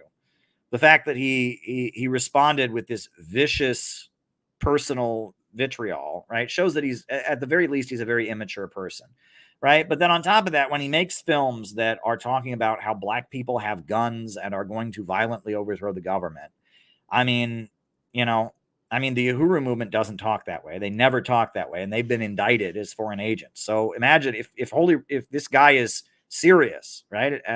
Why is he not in jail? I mean, Fred Hampton wasn't doing anything like that, and he's dead. This guy is going around talking about how the black people all have guns and they're going to overthrow the government. Like, what? I wonder, is he a provocateur? I mean, is he just a liar? I mean, I don't know what's going on, but I don't trust that guy, right? Most of the videos demonstrate he's an emotionally immature person. Okay. But, yeah, okay. And I don't want to be spiteful. And again, if this person wants to reconcile with me, they know how to reach me, calebmaupin@gmail.com. I'm not that hard to reach.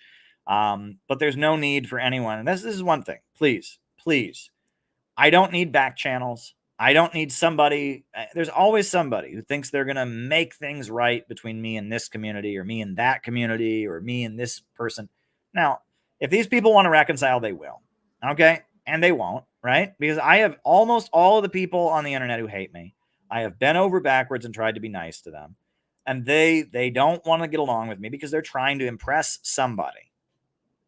I'm not quite sure who that somebody is.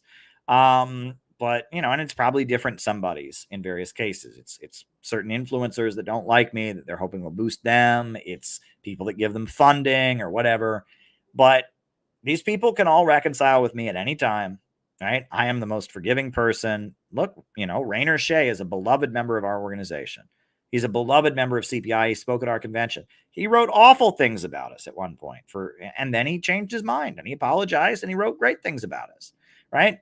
We don't hold grudges at CPI, but we're not going to bend over backwards and beg for the attention of people who've dissed us and gone out of their way to diss us over and over again. We're just not going to do it. We have self-respect, right? It's not that we don't forgive. It's not that we don't reconcile. It's that if people have made clear they don't want to reconcile, we're not going to keep chasing after them and trying to get them to reconcile. We're not going to do that, because if we do that, we look like fools.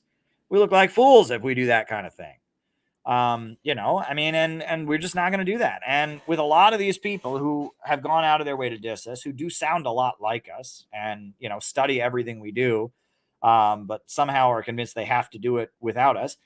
What good does it do to chase after them and try to get them to reconcile? Rainer, he was wrong, and he saw that we were right, and we reconciled. Boom. It was easy, right? Wah,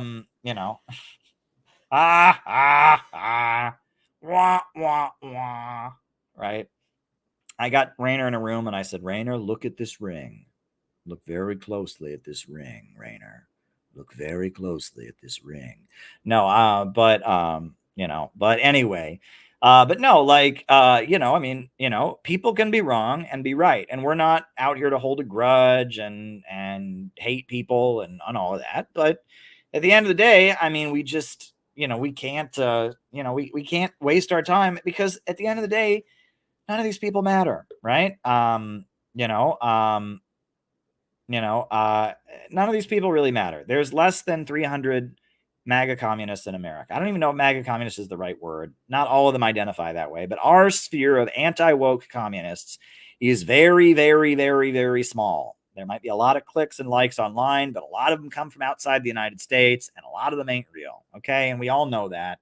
And if you look at, none of these groups have ever been able to get more than 200 people at an event. We're going to have 400 people at our convention next year. But the reason we're going to have that 400 people is because we are going to go and meet new people and recruit new people who would never go looking for this. And we're learning to do the very, very hard work of doing that. Right. And we're taking a year to learn to do outreach, to learn to make connections with people. We're taking a year. David, schedule your plane ticket, right?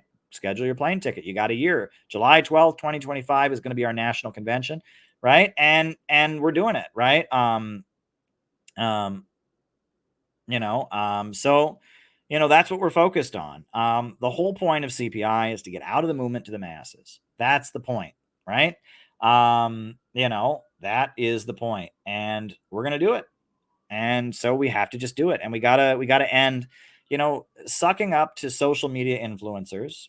Email me anytime. Sucking up to social media influencers is not organizing. So, organizing means going out to meet people. It means doing that. And we are learning to do that. Every Wednesday in CPI, our convention committee has a check-in meeting where we talk about doing outreach, and we talk about going into political spaces. We talk about, there's all kinds of aspects of this, and we're talking about it, right? And we're learning through trial and error, through mistakes, through, various things. We're learning, we're figuring out how we can do what needs to be done. It's not easy. But we're going to take a year, and we are going to learn to do outreach so that we fill up that auditorium next July. And in the Chicago area, we have at least 400 people at our convention. I think we can do more than that. I think we can easily do more than that. But in order to do that, we have to learn to do outreach, and we're doing it. Gabby's doing a great job in Chicago, and the Milwaukee people did a great job at the Republican convention, and people are doing it. Tim's doing a great job out in St. Louis, and people are doing it. They're learning it already, and we're going to have to be persistent, and it's not easy, and we're going to have builder events, right? And once we have enough contacts in an area, we can have a builder event, right? I'm aiming for us to have some builder events this fall. But in order to do that, we have to have enough contacts. For it to be worth doing, there have to be enough new people to come that we can bond with. And that's really important. So there we go. All righty. Okay. All right. Have you read Hillbilly Elegy by J.D. Vance? I have not, right? I've heard a lot of references to it, and I want to either watch the movie, or I do want to give it a fair chance, right? Because I don't trust what I'm seeing about it. I'm seeing that a lot of people see it as welfare mother stuff, right? Cadillac welfare mother, people on welfare, poor people are responsible for their own conditions. But first of all, it's not racial, because he's talking about poor white people, right? The welfare mother stereotype is generally leveled at people of color. He's talking about white people mainly. And it's still acknowledging that poor white people exist, which mainstream media does not do. Mainstream media does not acknowledge that poor white people exist. So it's complicated. I want to give him a chance. His speech to the Republican convention was amazing. He's a huge Zionist in support of Israel. He didn't mention Israel in his speech because that's not what the crowd wants to hear. I don't know. JD Vance, he was really hostile to Trump before, and his book apparently does push this poor people are responsible for their own conditions, and he went to Harvard, and he's got a rags to riches story. So I'm not totally sold on JD Vance. I'll just say that. Right? I'm not totally sold on him. But I think that he represents something good. He's from Ohio, just like me, and he talks about poor people, poor white people, and who don't, mainstream media has forgotten because it's not trendy and hip to talk about them, right? If you talk about poor people of color, that makes you woke and hip, and you can talk about America being an evil, racist, white settler country, and you're the New York Times. If you talk about poor white people, it's just like, oh, those are a bunch of rednecks. Those are a bunch of awful people, So I think it's really good that he wrote a book about poor white people. I don't necessarily like what I'm hearing about the book, but look, at the end of the day, right, we all know that our job at the end of the day is to try and nudge things in a good direction. There's an explosion coming. American people are suffering. Wages are going down. Conditions are getting worse. Inflation is squeezing people. People don't want another war. And we have to try and get good city building anti-imperialist ideas out there amid this mess. And we have to just do the best that we can. And that's all we can do, is the best that we can. We have a job at, CPI is an education project. And that's what I've told people. We are an education project. We used to call ourselves a think tank. We're not a think tank anymore. We're an education project. And we're going to educate people. And we just and if you want to help educate with us, fine. There's a member of CPI who was on our call today who's an RFK campaign volunteer. Great. That's fine. There's members of CPI that are in Party of Communist USA. Great. You can be a member of CPI and be in the Green Party. You can be a member of CPI and be in the Communist Party. You can be in CPI and be a Democrat, be a Republican, be whatever you want. If you want to help us get the job done, you can be in CPI. We're not a party. We're not trying to be like, my dad can beat up your dad. I'm better than. No, we're not doing that. We are an education project. We are trying to educate the American people about city building socialism, anti-imperialism. That's what we're doing. So if you want to do it with us, come on board, come along. We're glad to have you.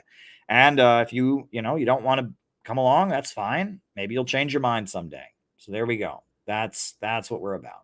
All right. Hope this is helpful. Oh, I see Doc Green for Peace. There's a Rumble rant. Loved hearing about Chavez and Maduro. Tell us more about how the Venezuelan government helps its people. Well, I've been to Venezuela and I've seen it. I mean, I walked through neighborhoods where every single house was built with an interest-free loan provided by the Venezuelan government. I have seen directly what they have done, how the state uses the oil profits to stabilize and build up the economy. I've seen it. I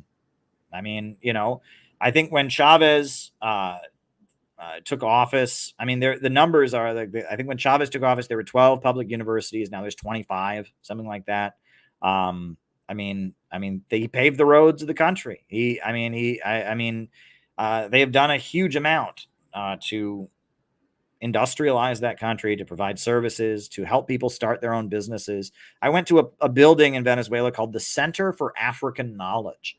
And it's like a museum about the Afro-Venezuelan people, the people of Venezuela whose heritage goes back to being African slaves.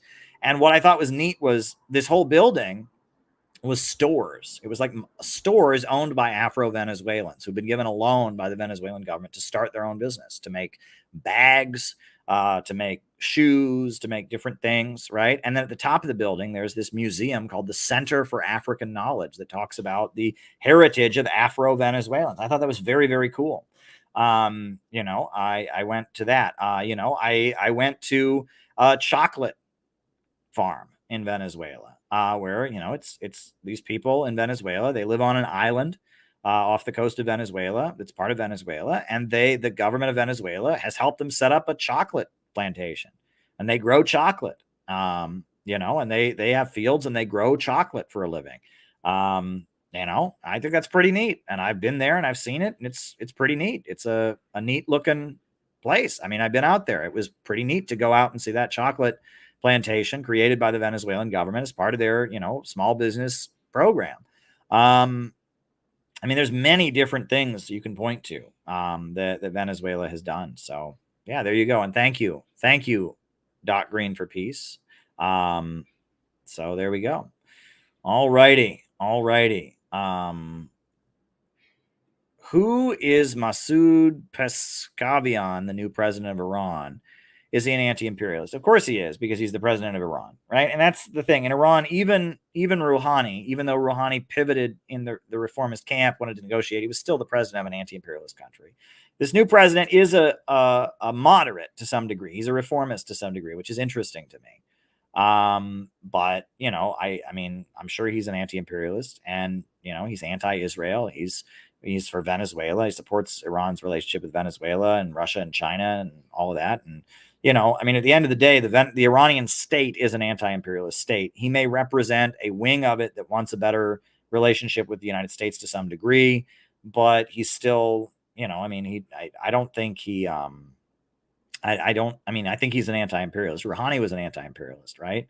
So Yeah, it's complicated. Iranian politics is very complicated, but that guy, I mean, he is still taking guidance from the supreme leader. The supreme leader and the Revolutionary Guards and the Basij are the basis of the Iranian state. So, yeah, to whatever degree he's a moderate, he's still part of the Islamic constitution and at the head of a state that comes out of an anti-imperialist revolution and taking guidance from the supreme leader.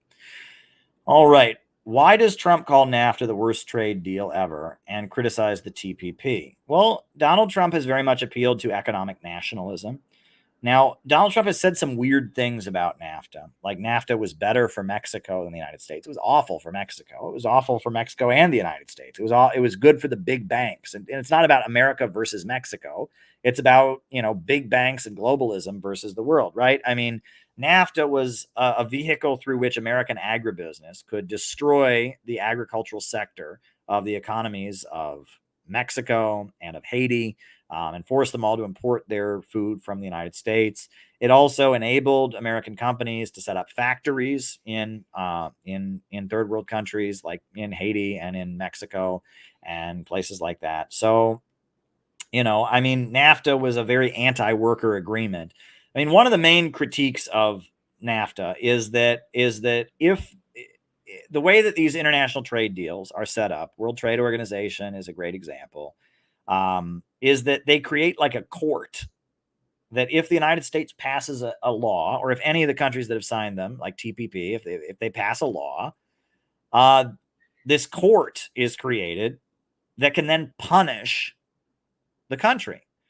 Right. And I remember there was an example of that. George W. Bush, when he was president, he did very few things I agree with. But one of the things he did was he passed a steel tariff to protect American steel jobs. And the World Trade Organization fined the American government millions of dollars for that. Well, what in the world is this? Why did the World Trade Organization, what gives this private entity that's staffed by, bankers and corporate boards the right to impose penalties on the United States? That's outrageous, right? And NAFTA is a similar thing, right? If some country passes a law to protect their economy, if they raise the minimum wage in their country, or they pass a tariff or something, then this board created by NAFTA can fine or punish the country. That's outrageous, right? And these boards are not elected. It's not governments or anything like that. It's just heads of corporations. They get to punish countries who don't agree with them. And this is a big thing about these trade deals. They take away the sovereignty. Countries don't have the right to pass laws to protect their own economies, right? I will say the way Trump talks about a lot of these trade deals is very bizarre. One of the things that Donald Trump said when he was talking about TPP, TPP was an anti-China agreement. The biggest opponents of the TPP was China. The TPP was basically, it was dividing Asia into a block. You trade with America or you trade with China. That was what the TPP was. And when Donald Trump opposed TPP, he said, China says they're not going to join TPP. I don't buy it, folks. I don't buy it. China's going to join TPP. It's awful. I hate China. Well, anyone who knows anything about TPP knows that that's like, that has nothing, that was just the most bizarre thing. The Trans-Pacific Partnership was an anti-China trade deal that Barack Obama invented and Hillary Clinton invented, and Donald Trump repudiated it, and then he did it in the name of opposing China. But the whole TPP was an anti-China thing. It was really, really bizarre, but it's like Donald Trump is he knows his supporters hate China, so he was trying to do something there. I don't know. TPP was awful, and it was anti-China. But when Donald Trump got rid of it, he said, it was an China was going to get in there. China was going to screw us with the TPP. No, they weren't. But America was going to screw American workers with the TPP. America was going to screw Asia with the TPP. But you got rid of TPP, so I appreciate that, Donald Trump. Good work. Yeah, it was awful. It was awful. But the idea that it was a Chinese conspiracy or something, this is because the base of Donald Trump, it's these people. It's the John Birch Society. That's, everything bad is communist. Global capitalism is communism. I mean, this is how these people think, and they say very, very weird things. right? It's like NAFTA was good for Mexico, but it wasn't good for America. NAFTA was awful for Mexico. The Mexican people used to be growing their own food. Now they have to import their food from American agribusiness. How's that good for them? America's leaders are giving everything to Mexico. They don't care about us. They're not giving anything to Mexico. They turned Mexico into a drug-infested thing. We're against a global system called imperialism, but that's not the consciousness that your average Trump supporter has yet, and it's not the consciousness of the lower-level capitalists who back Trump. So it's complicated. We're in a very complex, nuanced situation. But there we go. While all of Twitter is attacking each other over whether Trump is good or bad, Maduro is organizing to help make Trump better. That's a good way of putting it, John, because, I think Donald Trump knows who probably shot at him. Maduro also knows who probably shot at him.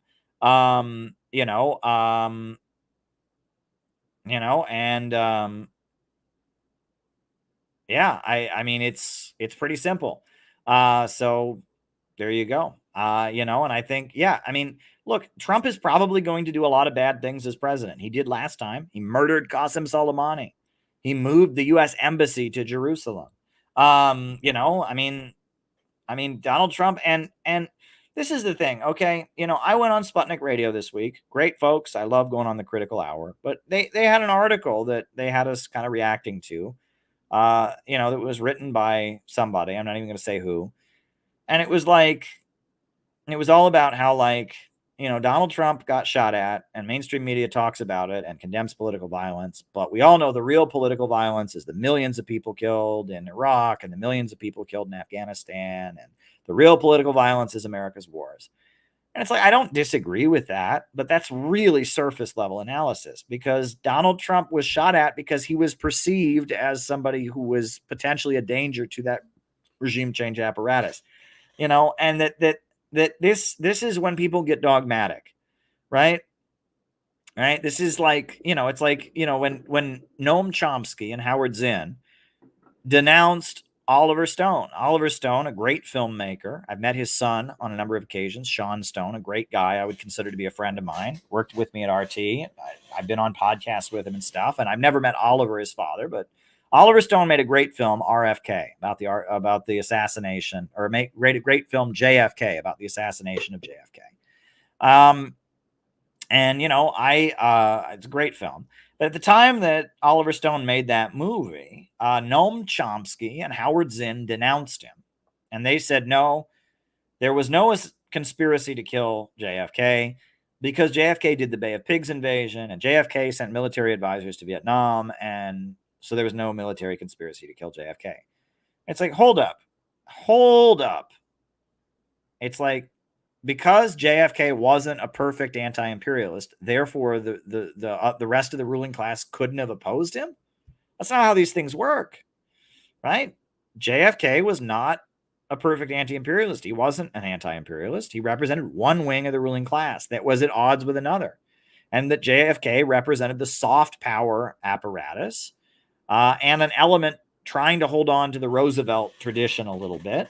And the military industrial complex wasn't going to have it, right? And that this is, again, when people get into this dogmatic place of a great example is, one of the people who became an enemy of CPI was so angry when there was a raid on Black Hammer, right? Black Hammer, which is this black communist group in Georgia that I'm not a huge fan of, and I denounced them in my BreadTube book. But the government raided their house, right? Their home was raided by the FBI. And while that was happening, I got on YouTube and I said, don't cheer for this, right? Don't support this. It's a group of black people that say they support Russia. There's a group of black people that, that are anti-imperialist. They do a lot of weird things I don't agree with, but don't cheer for this. You don't cheer for the American government when they're going after a group of black revolutionaries, even if you disagree with them. And one of the people who now became an anti-CPI, person, and just obsessively anti-CPI, he's going to go down in history as a loser. I mean, the only thing he's ever accomplished in his life is bash CPI. I mean, it's that's what you want to be for the rest of your life. Good for you, right? But this guy, he just couldn't get over, but they're bad. And it's okay. And Yes, I agree with you. You know, what Black Hammer did, a lot of the things that they've done over the years are not good. That's not why they're attacking them. And the fact that Twitter, social media, at a time that the FBI is raiding their homes, Twitter is cheering and saying, "Oh my God, I'm so happy." Why are we happy that somebody who in theory agrees with us is having their homes raided by the FBI? Why are we supporting that? You know, you know, and this guy just couldn't wrap his mind around that. Well, they're bad. They're bad. And then I said something to the effect of, well, I bet Black Hammer is a conspiracy by the government to make anti-imperialists look bad. It's like, no, they're not. No, they're not. And I mean, it's just, you know, and that's, I mean, you know, and it's like, and then I've had people with Uhuru. Uhuru is a completely separate organization, right? They're a completely separate organization. But I've literally had people I've blocked on social media who have told me that they believe the government is prosecuting the Uhuru movement to give them publicity because their position on the Black working class and the white working class is a woke position, and I'm just like, really? So that's what the government does when it wants to help somebody, is it raids their home with the FBI. It makes them desperately raise hundreds of thousands of dollars to avoid going to prison for decades. Like, I mean, give me a break. And it's like a lot of these people just can't get through their minds that just because somebody is not good or has dissed you or whatever doesn't mean that the government or the US imperialists going after them is okay. A lot of Iranian communists are like this, right? They were communists, and after the Islamic Revolution of Iran, there was heavy repression of communists by the Islamic Republic. Iraq invaded them. Iraq was a Ba'athist Arab socialist country. The Soviet Union supported Iraq, and there was heavy repression of Iranian communists by the Islamic Republic. And there are many Iranians who live in Canada or live in the United States who still consider themselves communists, and they support Israel, and they hate Iran, and they'll support anything that's against the Iranian government because it's bad. And they'll just say to you, you know, you haven't seen what I've seen. It's bad. It's bad. It's bad. Well, yeah, you know, I mean, but politics is more complicated than that, right? And that, you know, the Islamic Republic has changed a lot in the decades since the revolution. And, you know, and that there's a lot of them that are just like, nope, I've got trauma. They killed my communist friends. They killed my communist family members. I hate Iran. I support U.S. imperialism. They won't say I support U.S. imperialism, but they just insist that somehow Iran can't be anti-imperialist. And it's like, I'm sorry, look at the region. Who is fighting Israel right now? Hezbollah? Houthis?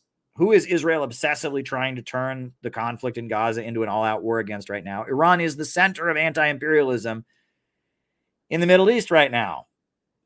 So it's like, how in the world can you say that you're anti-imperialist and you oppose them? You know, I mean, Iran is the center of anti-imperialism in the Middle East right now. There's no question about it. And they're like, well, that's Israel's secret plan. Israel is making it look that way. I mean, this is how these people think, right? And this is Trotskyite. They do leaps and backflips because they're cowards. They want to be on the same side as the imperialists, right? And that's really what it always gets down to with these people. They always find some way that they can be on the same team as mainstream media. They can be on the same team as the American government. They can be on the same team as the social media mobs of woke people that are cheering for Uhuru getting their homes raided, or cheering for the raid on this other group, Black Hammer. And they just have somehow, they're so cowardly and weak. They've got to somehow, right? They've got to somehow be on the same team as the imperialists. And it's weakness. They're just weak people when it gets down to it. They don't have strength of character, right? And this is how Trotskyites think, you know, and it's just like, it's the same thing with this guy with the Uhuru thing. I mean, we're with Black Hammer.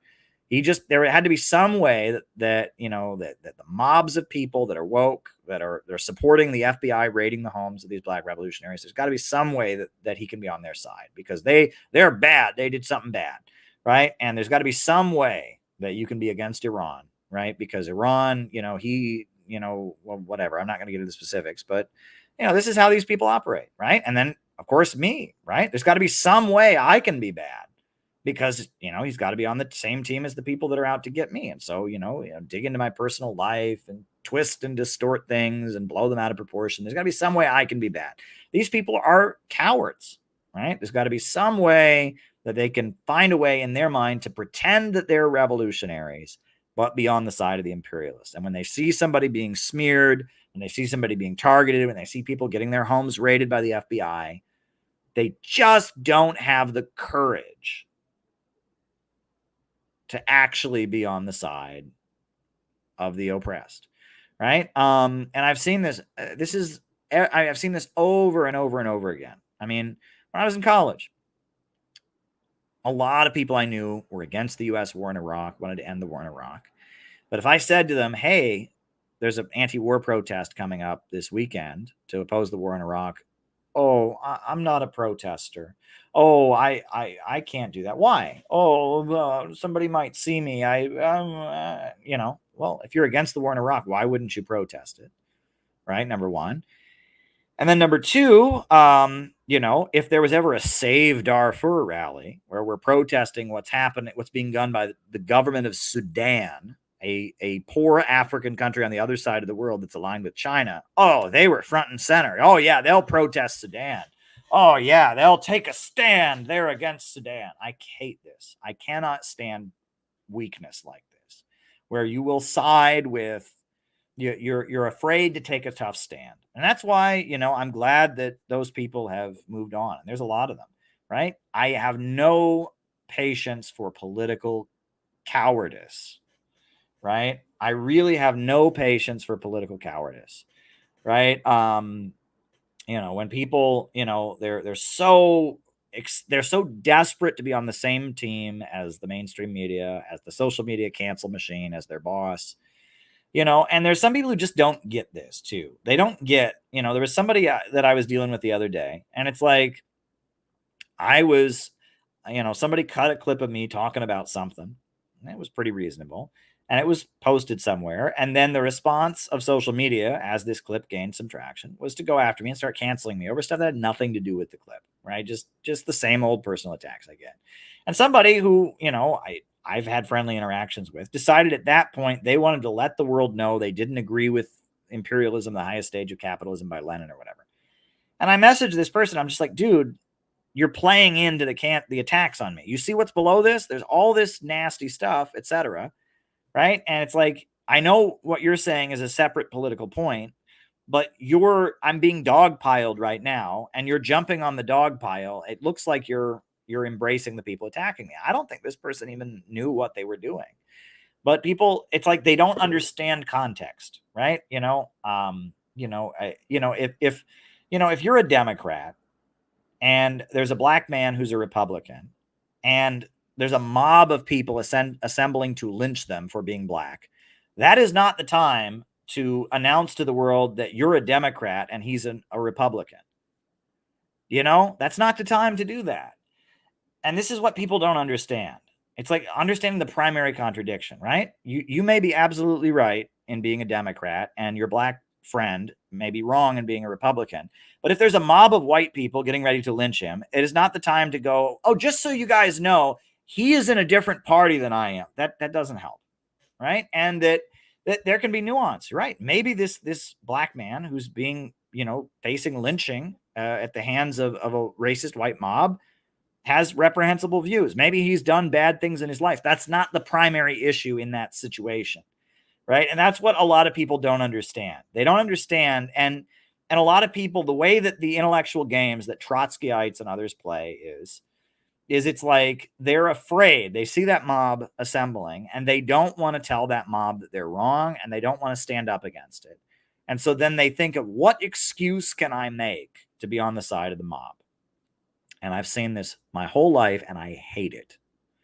I absolutely hate it. It is one of my biggest pet peeves of seeing people try to find a way to be on the side of the mob, to be on the side of the imperialists. I really, really hate it, right? And I see an endless amount of this, and it's, I see it around all kinds of issues, and yeah.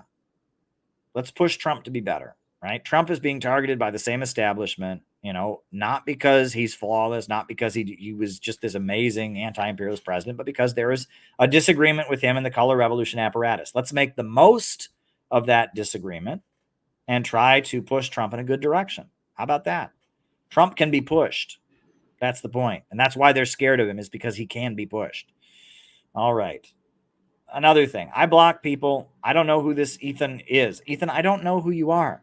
But I'll tell you what I do is that I have been attacked on social media so much that if you start in on me, I'm done, right? If you mention certain attacks that have been leveled against me, if you use certain language against me, you're done, And if you think that's cowardly, I don't know who you are, Ethan, but I blocked you on here, and I don't owe you an individual argument. Ethan, I have no idea who you are, right? I see you got Trotsky in your logo there. So, I mean, that makes you alone not worth my attention. But I don't understand why does every person on the internet think that I owe them my time? I owe them, yes, right? With my busy schedule running an organization, it is my job to stop my life and do an individual social media argument for them, right? There's one guy, not Ethan, somebody else, right? And he was arguing with me, and I would send him videos of me giving presentations and explaining things. He would never watch them, right? He would never watch them, right? And instead, it was, well, I need you to reply to me. No, I don't have time. I'm not going to give you. I've given loads of speech. I mean, he was arguing with China can't be communist. And I'm like, well, here's loads of videos and speeches I've given and other people have given about why China is actually communist. No, I want you to tell me right now in messages. No, I don't have to tell you that. I don't owe you an individual piece, right? I am a professional writer, a professional speaker, a professional journalist, and I don't owe you an individual performance, right? That's not how it works. You know what I'm saying? Like and it's, yeah, people on social media, it's like, oh, I get random people just messaging me, why China's not socialist or why Trotsky's good and Stalin's bad. And it's like, why do you think with all of my individual followers and all of that, why do I owe you? Why do I owe you? It's like, oh, I'm going to stop everything and argue with this random person on Twitter. I'm not going to do that, right? If you're interested in this community and you got questions, you want to become involved, I obviously am going to give you priority and all that. But like some random dude on the internet who thinks he's smarter than me, right? And then they always think they won when I block them. And it's like, oh, I won. He blocked me. No, you didn't. I just don't want to hear you. And there are certain things that if they come out of your mouth, I don't care. I don't care who you are and all of that. If you hit me with, there are certain words I'm not going to repeat on here. There are certain slurs and smears that have been used against me. If you come at me with that, you're done. You're done. Right? I mean, there's no response to it. Right? One of them, you call me a Nazi. I am so obviously not a Nazi in so many different ways. I'm not a white nationalist. I'm not a Nazi. If you come at me with that, you're done. That's my rule with social media. You come at me, you call me a Nazi, conversation over, you're done. Right? And there's some other things I'm not going to repeat on here. Some very vicious personal smears that have been leveled against me. And if you come at me with that, you're done. And I don't care if I won. No, you didn't win. You just came at me with something that I don't, you're done. You know what I mean? And that's my rule. So I don't know who you are, Ethan, but if I blocked you, it's probably because you came at me with, you're a Nazi. That's an automatic block right there. You came at me with, with other personal smears that you come at me with that, you're done. Or, you were demanding an individual argument, an individual performance, like that's the equivalent of, imagine that, you are a fan of a famous musician.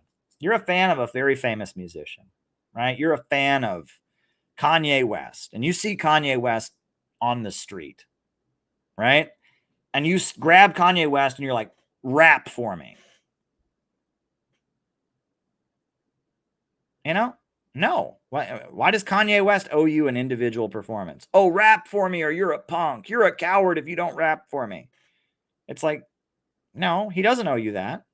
Right? I mean, and that's my attitude with all these random people I get wanting to debate me on the internet. Excuse me? Like I talk about these ideas for a living. I am on television every day talking about these ideas. I write big books about these ideas. And you want me to stop just for you and give you just a special individual performance there for free because you're acting like an asshole. Why does this doesn't add up in so many different ways. If you want an individual performance, be nice to me. I might give you one, right? But if you're being an asshole, you especially don't get one. And this entitlement you have that, like, I'm going to be a dick to you. So now I want you to do a special individual performance for me. You know, again, there was a guy on my Facebook wall who was coming at me with China's not socialist. I sent him a video I did of China being socialist. I don't have time to watch this. Tell me why China's socialist. No. Send him another video. I told you I don't have time to watch this. Now tell me right now why China's socialist. No, I don't know that to you.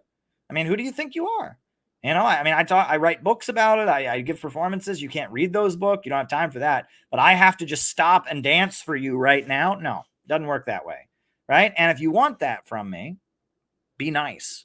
You know, I'm probably giving this too much attention, but it must be said, right, that there's a lot of young men are really into this like internet debate culture or something. And they don't understand that other people have lives and jobs and families and careers and respect. And that, you know, if you want to argue with your buddies and your friends or people at your school or whatever, that's one thing. But it's like, I can't just stop my life to have an argument with you. And if you say certain things to me and I block you, that doesn't mean you won. It means I've got to move on with my life. So there you go. Yeah, I probably spent way too much time answering that. Yeah, and that's the other thing, right? I really, if you have some criticism of the Uhuru movement or you think the Uhuru movement did something, this isn't the place for that, right? We support the Uhuru movement. They're under attack by the FBI, and I really don't want to hear, what criticism you might have. Look, if you want to sit down with me over coffee, I can tell you how my political line and Chairman O'Malley's political line are different. This is not the time for that. We need the American people to know who the Uhuru movement are and why they're under attack and why the charges against them are outrageous and why we should all be rallying in their defense. Right. And that's it. Right. I mean, anyone who doesn't understand why that's so important, you don't get it. You don't get how serious the case is. It is one of the most dangerous cases in this country right now. They're basically on the verge of making it illegal to be an anti-imperialist in America. And if you can't see why, arguing about their relationship with somebody or whatever, if you can't see why that's a problem, I don't know what to say to you. Worst case scenario for China or for Vietnam as they pick a new leader. Duncan Chino, I don't know. I really don't know. I don't follow the internal workings of the Vietnamese Communist Party to tell you that. There are big disagreements within the Vietnamese Communist Party in relation to China, right? There are people in the Vietnamese Communist Party that really hate China because of some of the events that have gone on and that are not as anti-imperialist. But there are other people in the Vietnamese Communist Party who are very anti-imperialist. And even though there's bad blood between China and Vietnam, they still understand that. So, it's complicated, but I don't know. I don't follow the internal workings of the Vietnamese Communist Party enough to be able to tell you who's who and make comments like that, I will say. I will say that, if you watch the film we made of our World Youth Festival, you'll see our interactions with the leaders of the Ho Chi Minh Communist Youth Union of Vietnam, great folks. And they've never heard of certain Vietnamese social media commentators who seem to speak for Vietnamese communism, which is very interesting. They speak English very well and all that. They've never heard of certain people that are supposed to be the bee's knees, that know all there is to know about communism in Vietnam and are just all over. They've never heard of them. Never heard of them. The actual Vietnamese communists have never heard of Luna Oy. That right there should tell you something. She claims to be the voice of Vietnamese communism on social media and all that. The actual Vietnamese communists have never heard of her. That right there should ring a bell. But anyway, there we go. No more inside baseball. All right. Amen and bravo. Well, thank you, Johnny. Thank you, Johnny. I really do appreciate it. I really appreciate that. And, I'm going to keep doing the best I can. Please watch Whitney Webb's interview on Palantir's connections to J.D. Vance, maybe a subversive creation of the deep state similar to Kamala Harris. I mean, he very much is approved by the deep state. The fact that he was against Trump and spoke about Trump the way he did, the fact that he went to Harvard, the fact that his book, the way he became famous is he wrote this book that they turned into an internet sensation. And then yes, he comes from above. Yes, he comes from above, Mariah. He is very much a deep state approved person. I don't doubt that, but he's not the same as Kamala Harris because it's different wings of the deep state, etc. But listen, if people have any more super chats, they're appreciated. I can stay on for a little while more and answer some questions. I do want to show my video on Kamala Harris because I've showed it on here many times, but it's very related to what I talked about in my opening remarks. And, they may be on the brink of naming her as the Democrat nominee. We shall see. So I'm going to put on my Kamala Harris video. If anyone has any more super chats, by all means, send them in. Keep me talking. And if not, we'll probably end this pretty soon. So here we go. It's bizarre. She's trying to frame herself as Miss Black Lives Matter, when in reality, Kamala Harris was the queen of mass incarceration. Kevin Cooper was hours away from receiving lethal injection. Hours away from it. His lawyers asked that DNA evidence be acquired in order to make sure he was actually guilty of the crime. And Kamala Harris's office tried to prevent DNA evidence from being acquired. They wanted Kevin Cooper to be executed, but the governor of California disagreed. They acquired DNA evidence, and the execution was stopped. The New York Times tells us that she feels really bad about it, for whatever that means.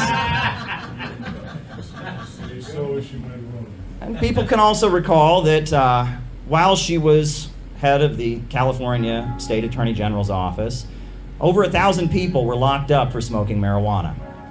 She presided over jailing a lot of people. And on top of that, the drug labs in the state of California that were being used by the police were turning up false positive results. And yet Kamala Harris's office did not tell the defense attorneys or the judges about this. They knew that the drug labs were turning over false positives, and people went to prison because her office concealed that their drug labs were turning up false positives. And another thing about Kamala Harris, I don't know if people saw, but there's a video of Kamala Harris where she's bragging about how she jailed the parents of children who were truant from school. I would not be standing here were it not for the education I received. And I know many of us will say the same thing. And I believe a child going without an education is tantamount to a crime.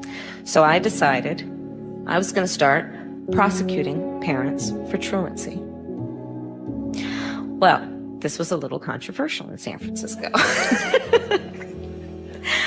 And frankly, my staff went bananas. They were very concerned because we didn't know at the time whether I was going to have an opponent in my re-election race. But I said, look, I'm done. This is a serious issue, and I've got a little political capital, and I'm going to spend some of it.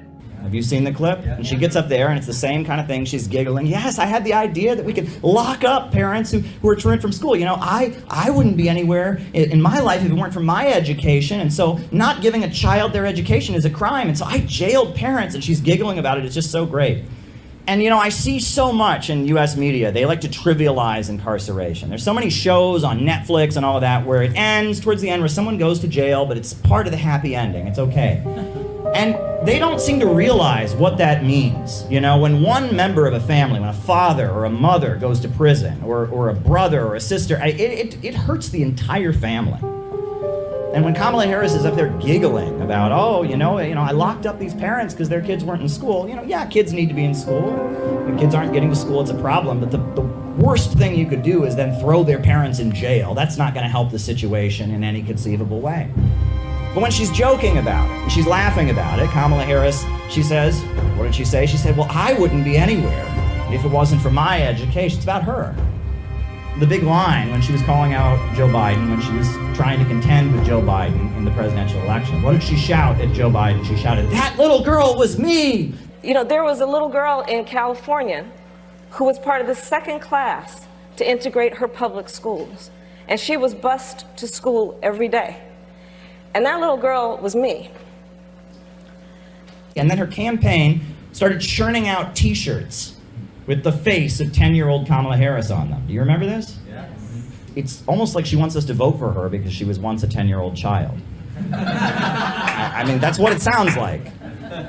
What's particularly interesting is, you remember when Barack Obama was running for president. We knew everything about Barack Obama. We knew all about Barack Obama's pastor. We knew about Barack Obama's father from Kenya. We knew the school he went to in Indonesia.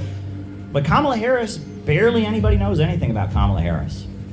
Well, Kamala Harris's mother, who's now deceased, was from India, was a cancer researcher. And Kamala Harris's father, Donald Harris, was a Marxist economist, and is a Marxist economist, a professor at Stanford University. He was an advisor to the government of Michael Manley in Jamaica, and he and Kamala are estranged from one another. He did not attend Kamala's inauguration as vice president. They're not on good speaking terms. But the more you look at it, it's very clear that Kamala Harris sees herself as a victim. The way Kamala Harris speaks, the world has been unfair to her. And she blames Donald Harris for that to some degree or other. We don't know why. We also, there's rumors, we don't really know what happened when she was in Quebec. We just know she never talks about the years that she spent in Quebec.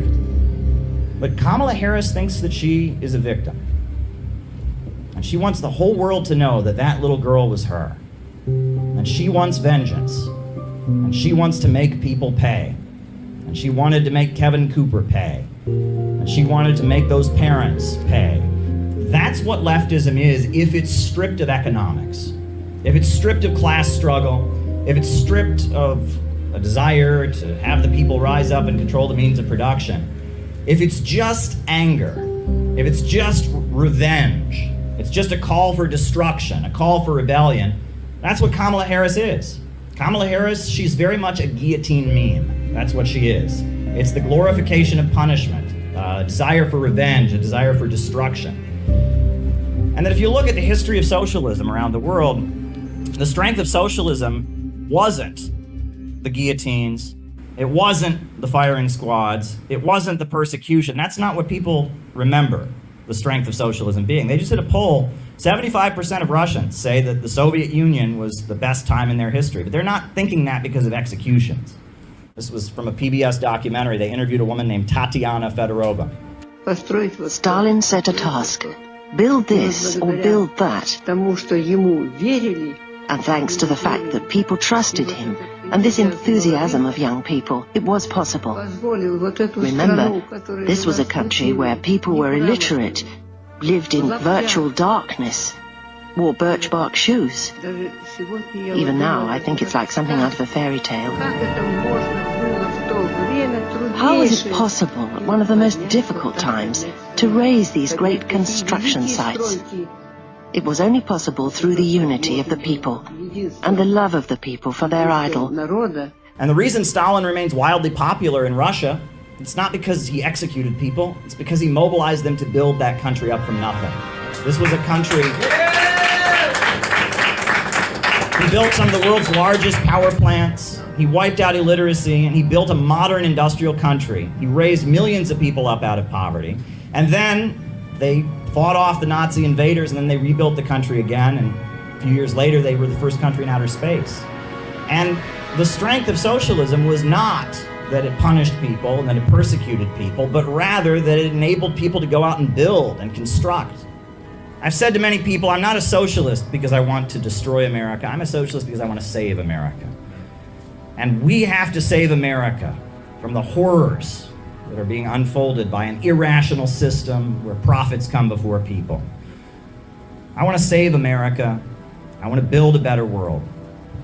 If all the apparatus they've created for destroying people, for imprisoning people, for breaking people psychologically, could be utilized to build and to construct, if popular power were put in control of the means of production and control of the state apparatus of the United States, we could build something very, very beautiful. They want you to be mad at Russia and China instead of the looters that are sitting not very far from here off Wall Street, who are actively getting bailouts in the billions, arguably even in the trillions, for their gambling debts. That's what we're here against, and that's why we're taking a stand for freedom of speech.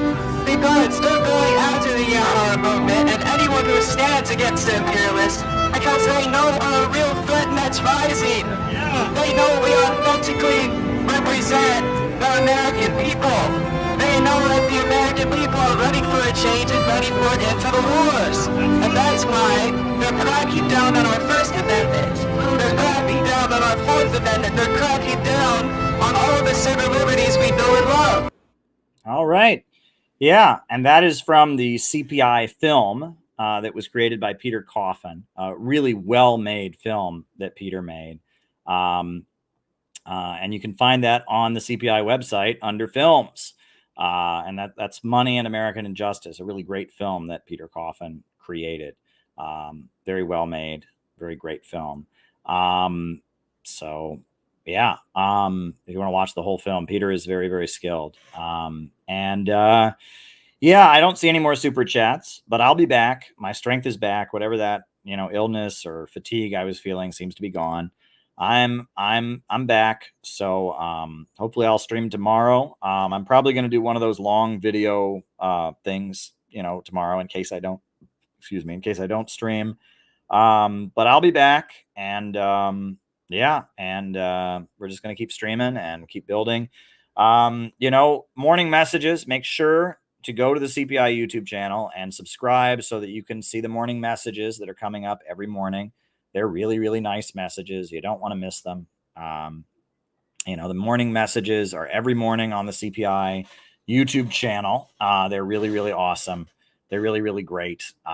Here, I'll link you the CPI YouTube channel. Every morning we have a morning message that goes on. It's on the CPI YouTube channel. It's a great way to start the day with a morning message from the Center for Political Innovation. Start your day with revolutionary hope and optimism. I'll drop that on the Rumble as well. It's a really, really great way to start your day. And so we have that. And if you'd like to submit a morning message, we do now have a link. You can submit a morning message. The latest morning message, the one that went up this morning, was from Gabby. It was really, really great. We got another great one scheduled for tomorrow. Surprise who it's from. You'll learn. If you want to submit a morning message, we have this link now. So you can just record it, right? You can just record and upload, and then we'll take a look at it, we'll record and upload. So if you want to submit a morning message, we would love to have you do that. That would be great. So you can submit a morning message at this link. What else is new? Couple other things, that are going on. We have the petition, the healthcare petition. If you'd like to sign that, that's one of our members in New York City is very, very dedicated to getting this petition out there about access to medical care and stuff. He's very, very dedicated to that. That's his project. And, he's a great person that we really love. So shout out to you if you're watching. Here it is. Great stuff. We do have these pamphlets. We've got 1,000 of them sitting in the storage locker, and we need to somehow get them to Chicago. So we're trying to figure that out. So if you'd like to offset the costs of that and help offset the cost of the printing and stuff, you can send a small or large contribution to Caleb Maupin 22. Always appreciate helping us with the cost of that, trying to figure out the logistics of possibly going out to Chicago one way or another. We got to get these pamphlets out there. So there's that. The Center for Political Innovation, we're marching ahead. Feel free to join us. CPIUSA.org. Great organization. Happy birthday to Peter Coffin, our beloved Peter Coffin. It is his birthday today, and we love Peter. He does great work. I guess I'll put on the closing music. So it's been fun, folks. It's been fun. And I will be back. New upsurge in the struggle against U.S. imperialism is now emerging throughout the world. Ever since World War II, U.S. imperialism and its followers have been continuously launching wars of aggression. But the people of various countries have been continuously waging revolutionary wars to defeat their aggression. And while the danger of a new world war still exists, and the people of all countries must get prepared, revolution is the main trend in the world today.